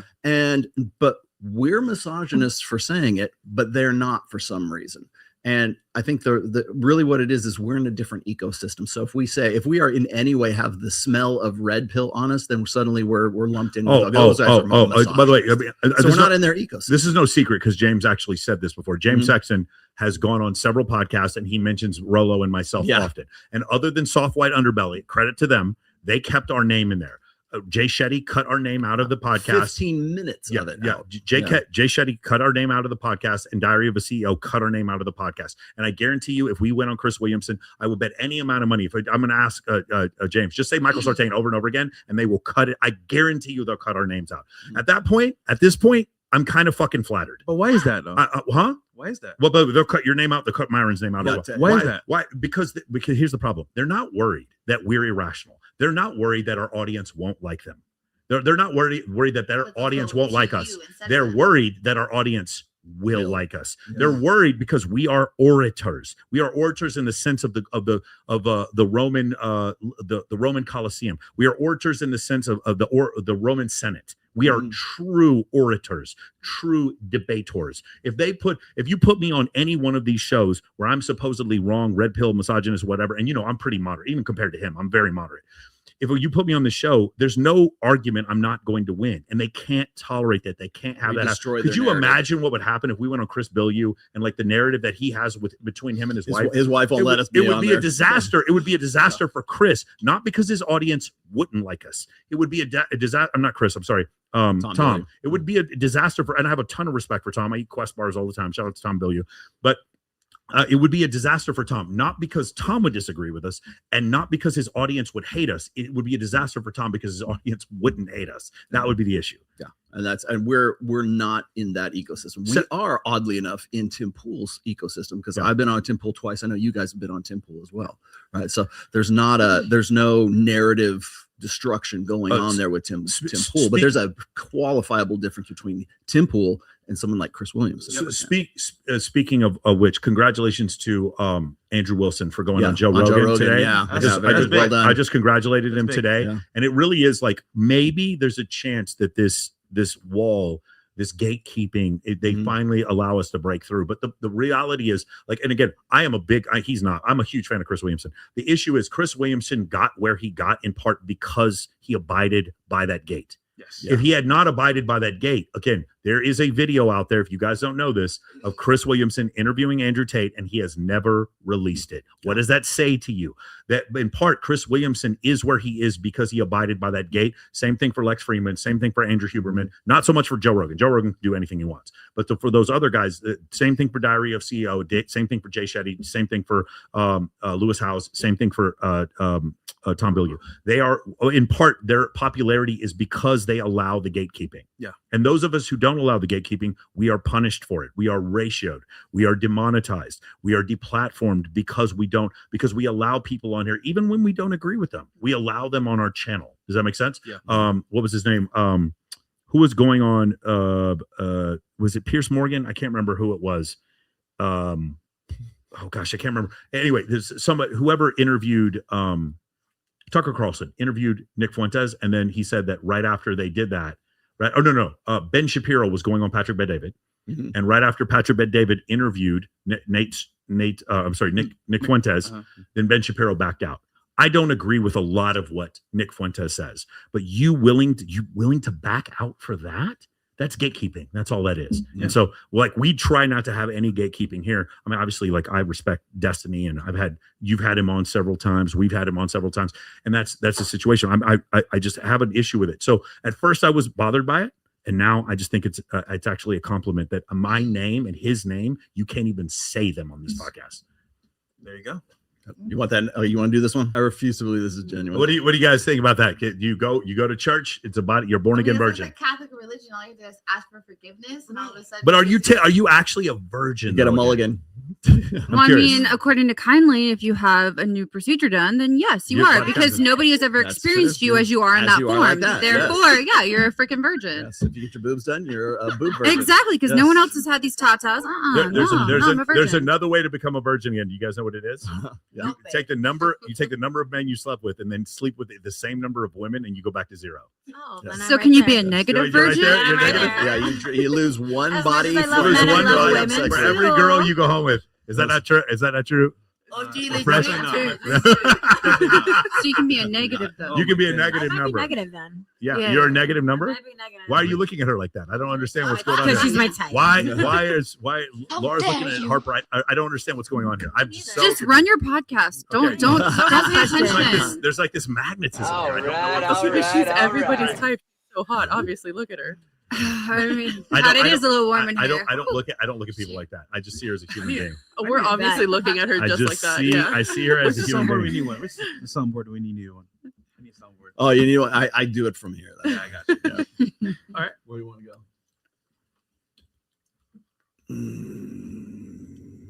I know. I know. I want to go. Here we go. Reasons why men are single, still single after the age of 30. I got another match.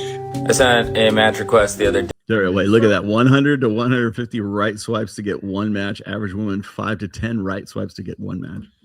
I've never been on a dating app, so I'm all set with Of course, you're like a Yes. well-adjusted, Why would normal, you? attractive woman. Why would you ever be on a dating app? Yo, there's nothing, bro. If your advice is to go on dating apps, you should not be a dating coach. I don't care. You telling men that they should go on dating apps is the equivalent to these dudes who go to Brazil and Panama and sleep with a bunch of prostitutes and come back and they become dating coaches. It's the equivalent. It's the equivalent to the guy who I takes heard they steroids. do that in Brazil. It's the equivalent to the guy who takes steroids and then he's a fitness influencer. That's the equivalent.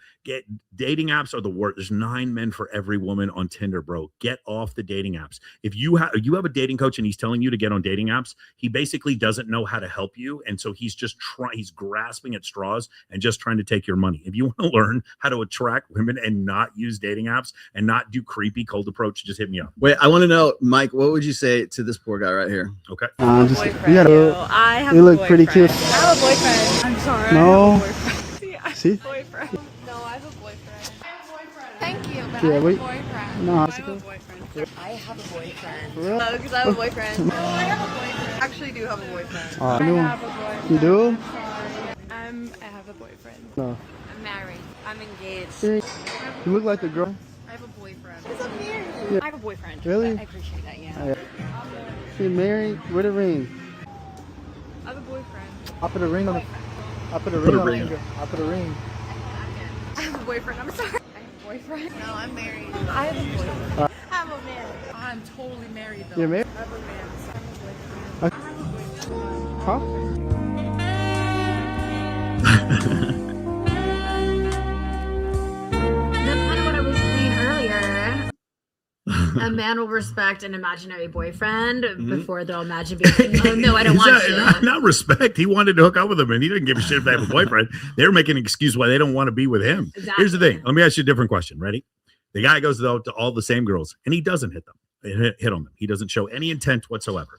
And instead, he says, "Hey, next week, my friends and I are getting together, and we're trying to raise $100,000 for animal rescue here in Los Angeles. Would you like to come?" What do you think the chances are then? Do you think they're saying I wouldn't have a boyfriend, or they're saying, "Hey, let me get your info"? What do you think?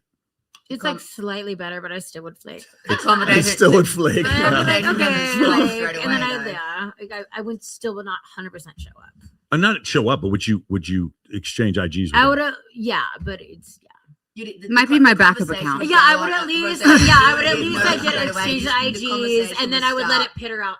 Yeah. Even in Vegas this week, I got And then I would bring my couple of boyfriend things. to the event. And the things that the most exciting things to me were people not saying, "Have you like asked it?" Like, "Hey, you look beautiful today," or like someone walked past and they "Oh, well, thank you.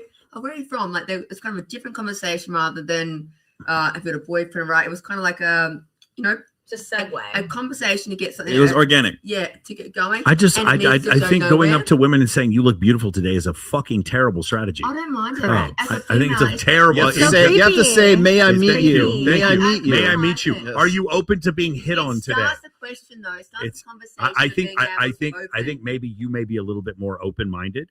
I think most women, especially younger women, especially women who had cell phones through puberty, would fucking run for the hills and call the cops if guys came up to them all the time and said, "Oh my God, look at she's saying it right now.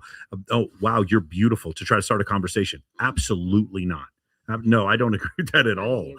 That's terrible. Like, it's a terrible strategy. Dating apps are a terrible strategy. Cold approach with intent is a terrible strategy. Having an incredible What if you social look circle. like Henry Cavill? If you look like Henry Let me Cavill. put it in the point of view, like what you look like is a difference with that. Correct. Well, that question again, as But well. is a part guy women leave that behind. looks like that doing that? Is a guy that's doing that? Is he going to approach you like that on the street? It's probably not what's happening. He doesn't. What need to, like, what he doesn't show you is like his approach. He just gives you the Oh, response. I'm telling you, after a while, he probably told the girls to just say, "I have a boyfriend," so he could make the video better. Like, it's probably. Well, I have a question because I know you've mentioned it a few times where you say you don't approach women unless they give you. No, I don't show them intent. I approach women all the time. I'm like, "Hey, what's going on, Right. buddy?" I look. It's like, "Oh, where do you? What if where do you you look work? like Like, fresh? what if you? If you told me where do you work? From home. So Okay, you work, audible. but you're an analyst, right? Yeah, yeah. I was like, okay, cool. What software do you use? Gotcha. But the question that I have is that I'm not going to hit on you. I'm going to actually talk Right, to you I like a human understand, being. but And I'm not going to look at your earlier- boobs one time. I know, but earlier you made us a comment saying that like you don't like approach women to hit on them, but it's they have to earn it. Basically, Earn my intent. Right. So as a woman that's looking for not just some guy that's like, oh, you're beautiful or whatever, like the simp version of what you guys are saying not to do. Sure. What would earn that attention? Because as somebody who's looking for that, I would. Very great question. 1400 cc's. No, very right, very well, good question. I'm So not doing that. the answer is compliance. So it's like, hey, later on the charity event I told her about, we're going to raise $100,000 for animals. You don't want to come. You're going to flake on the animals because I guess you don't really like Hey, animals. do you that like much. dogs? Yeah, it's not. Yeah, a woman who doesn't like animals. I don't know if I want to date you. But if you showed up to the event, it's like, hey, thank you for inviting me, and you showed up. That's a little piece of compliance. Hey, come over here. Come with me and meet my friends. That's a little piece of compliance. Hey, come over and sit at the table. That's a little piece of compliance. Tell me about yourself. What do you do at work? And you just talk. That's a little piece of compliance. You know what? Afterwards, we're gonna go have the greatest goddamn blueberry muffin in the world at Peppermill. Oh, you'd like to come? That's a little piece of compliance. You walk with me to my car. That's a little piece of compliance. Those things are pieces of compliance. Added up compliance then leads to my intent, but not before. I will never do the stuff that this guy was doing. And that's why I teach guys. I don't show intent until a girl shows me compliance. So I kind of disagree with you a little bit there, Okay. Sartain. Not because you're wrong, because if you don't show intent, you're pushing an agenda of friendship with the hope of. Or how about hold on. Instead of pushing an agenda of friendship, how about I'm pushing an agenda of ambivalence? How about I'm pushing an agenda of like how about this? How about this one? Your physical attractiveness does not affect me. How about that? You wouldn't make my top 50. Your physical attractiveness doesn't mean anything to me until you don't get special treatment. But I'm of the opinion is I don't want to waste time. So I want to know upfront, Okay, if you're into me, I'm into you. What are we doing here? Okay, I see what you're saying. And by the way, what you're saying is definitely more so- efficient, but I definitely think you could get with women that you would consider. Here's the difference. What you're doing absolutely works for women who like you. What I'm doing works for women who don't like me. That's the difference. Okay, that's fair. But you know what? Okay, let's put it this way. Mhm. Average guy, right? Yeah. He can't do what I can do. He can't do what I can do, but he can do what I can do. Because He can't do what you can do, but he can do what I I'm can fresh. do. Yes. But if I put it to a more base level, where like I'm just saying, okay, I don't want to waste time as a guy. I'm busy. I have work to do. I'm successful. How do I make this work for me at my time frame? You're saying, okay, to prolong this, I can have more compliance and then get a result later on. I'm just saying, I don't want to waste time. I'm with you, but what if I do the compliance and then we go to the event and it's 50 girls? That's not wasting time. I'm actually doing what I'm doing is more efficient than what you're doing. But they can't get 50 girls in one room. There is not a single one of my clients that can't get a 50 girls in one room. There's not a single one. Got MOAmentoring.com/testimonials. If you think I'm bullshitting in the slightest, go to Trustpilot reviews and you can read reviews on my program. There's no problem at all. It's easy to get 50 girls to come to a room, but you just have to do it in a way where you're offering value and not being creepy. No, you can teach it. Yeah. So I am focused on Who likes me, I like them. Now, if I say let's go to a yacht party, it's instant because I'm in Miami. Who doesn't want to go on a yacht? Yeah. But again, I let her know front, yo, you're mad cute, by the way. Let's go out on a yacht party. Sometimes up front, my attention so she knows what it is. Yeah. Yacht party is like a compliance. She pulls up. All right, I know what time it is. Yes. You get it? So what if you didn't hit on any of them, invited 12 of them, they were the hottest girls in the world, and then they invited 12 more girls, and then you went on the yacht. And now the 12 girls are like, you've got to meet Fresh. Then he wouldn't just be fresh, he would be organic. So no, that is good. Yeah. That is good. Thank you. Save that for your channel. But start saying, I just lock in. If I focus, agree.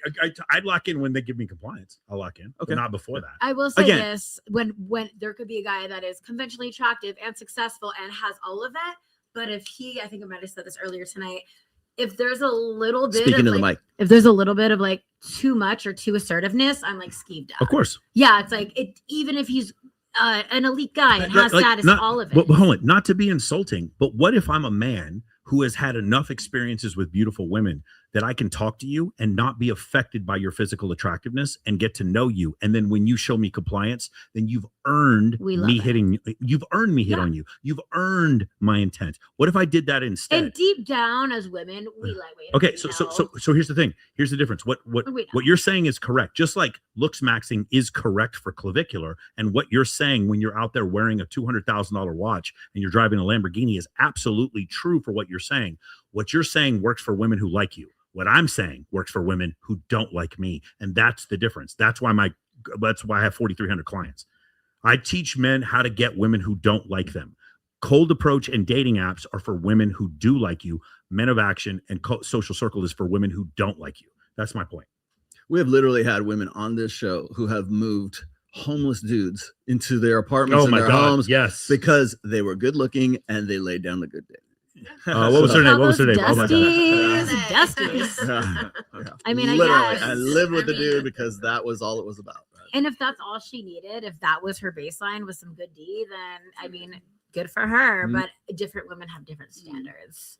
Speaking of which, are you guys? John. Speaking of which, are you guys going to eat with us after this? Oh, we'd love to. Yeah, I'd love to. Raise your hand. I'm starving. Love Raise your hand. Yeah. All right. Where are we going with Okay, this? with that, this is the last comment of the show. I had to put this on here. I thought fake boobs went out in 2010. No, sir. They're alive and well. Fake boobs are timeless, my friend. They are timeless. Big boobs are coming back. Please. You save the tatas. Just listen. Just Carmen admit Electra boobs are admit to your homosexuality now. Okay, like seriously, there's. I like natural boobs. You've never seen. There's nothing. There's no such. Hey guys, thank you guys. Hey, did you have a good time, Alex? A great time. You had a great time on the show. Thank you for coming Thanks out. for coming. September, you have a good time. Had a fabulous time as per usual. Thank you for having me again. Awesome, Harper. Do you have a good time? Spectacular. Thank you. Awesome. Oh, hey, Christina, good to see you again. Do you have a good time? Yes, of course. It's always a great time with you. Fresh. How, did you enjoy it? Terrible time. You gonna move out? You moving out Never here? coming back. Fresh, how do I be Moving black? out here? How do I be fresh? How do I be black? You said I close can't that. be like you. No, it was a great time. Laura, did you have a great time? The best. I appreciate it. Thank you for Thank coming. you for inviting Please coming me. back. Nat, did you have a good time? Awesome. Always. have a Okay, good time. awesome. Thank you guys for checking us out. The next episode we're going to do is on February 11th. Make sure you guys are subscribed to all of our channels in case we get blocked. And remember this, always remember there's no such thing as fake boobs. If you can touch them, they're real. We'll see you guys in 2 weeks.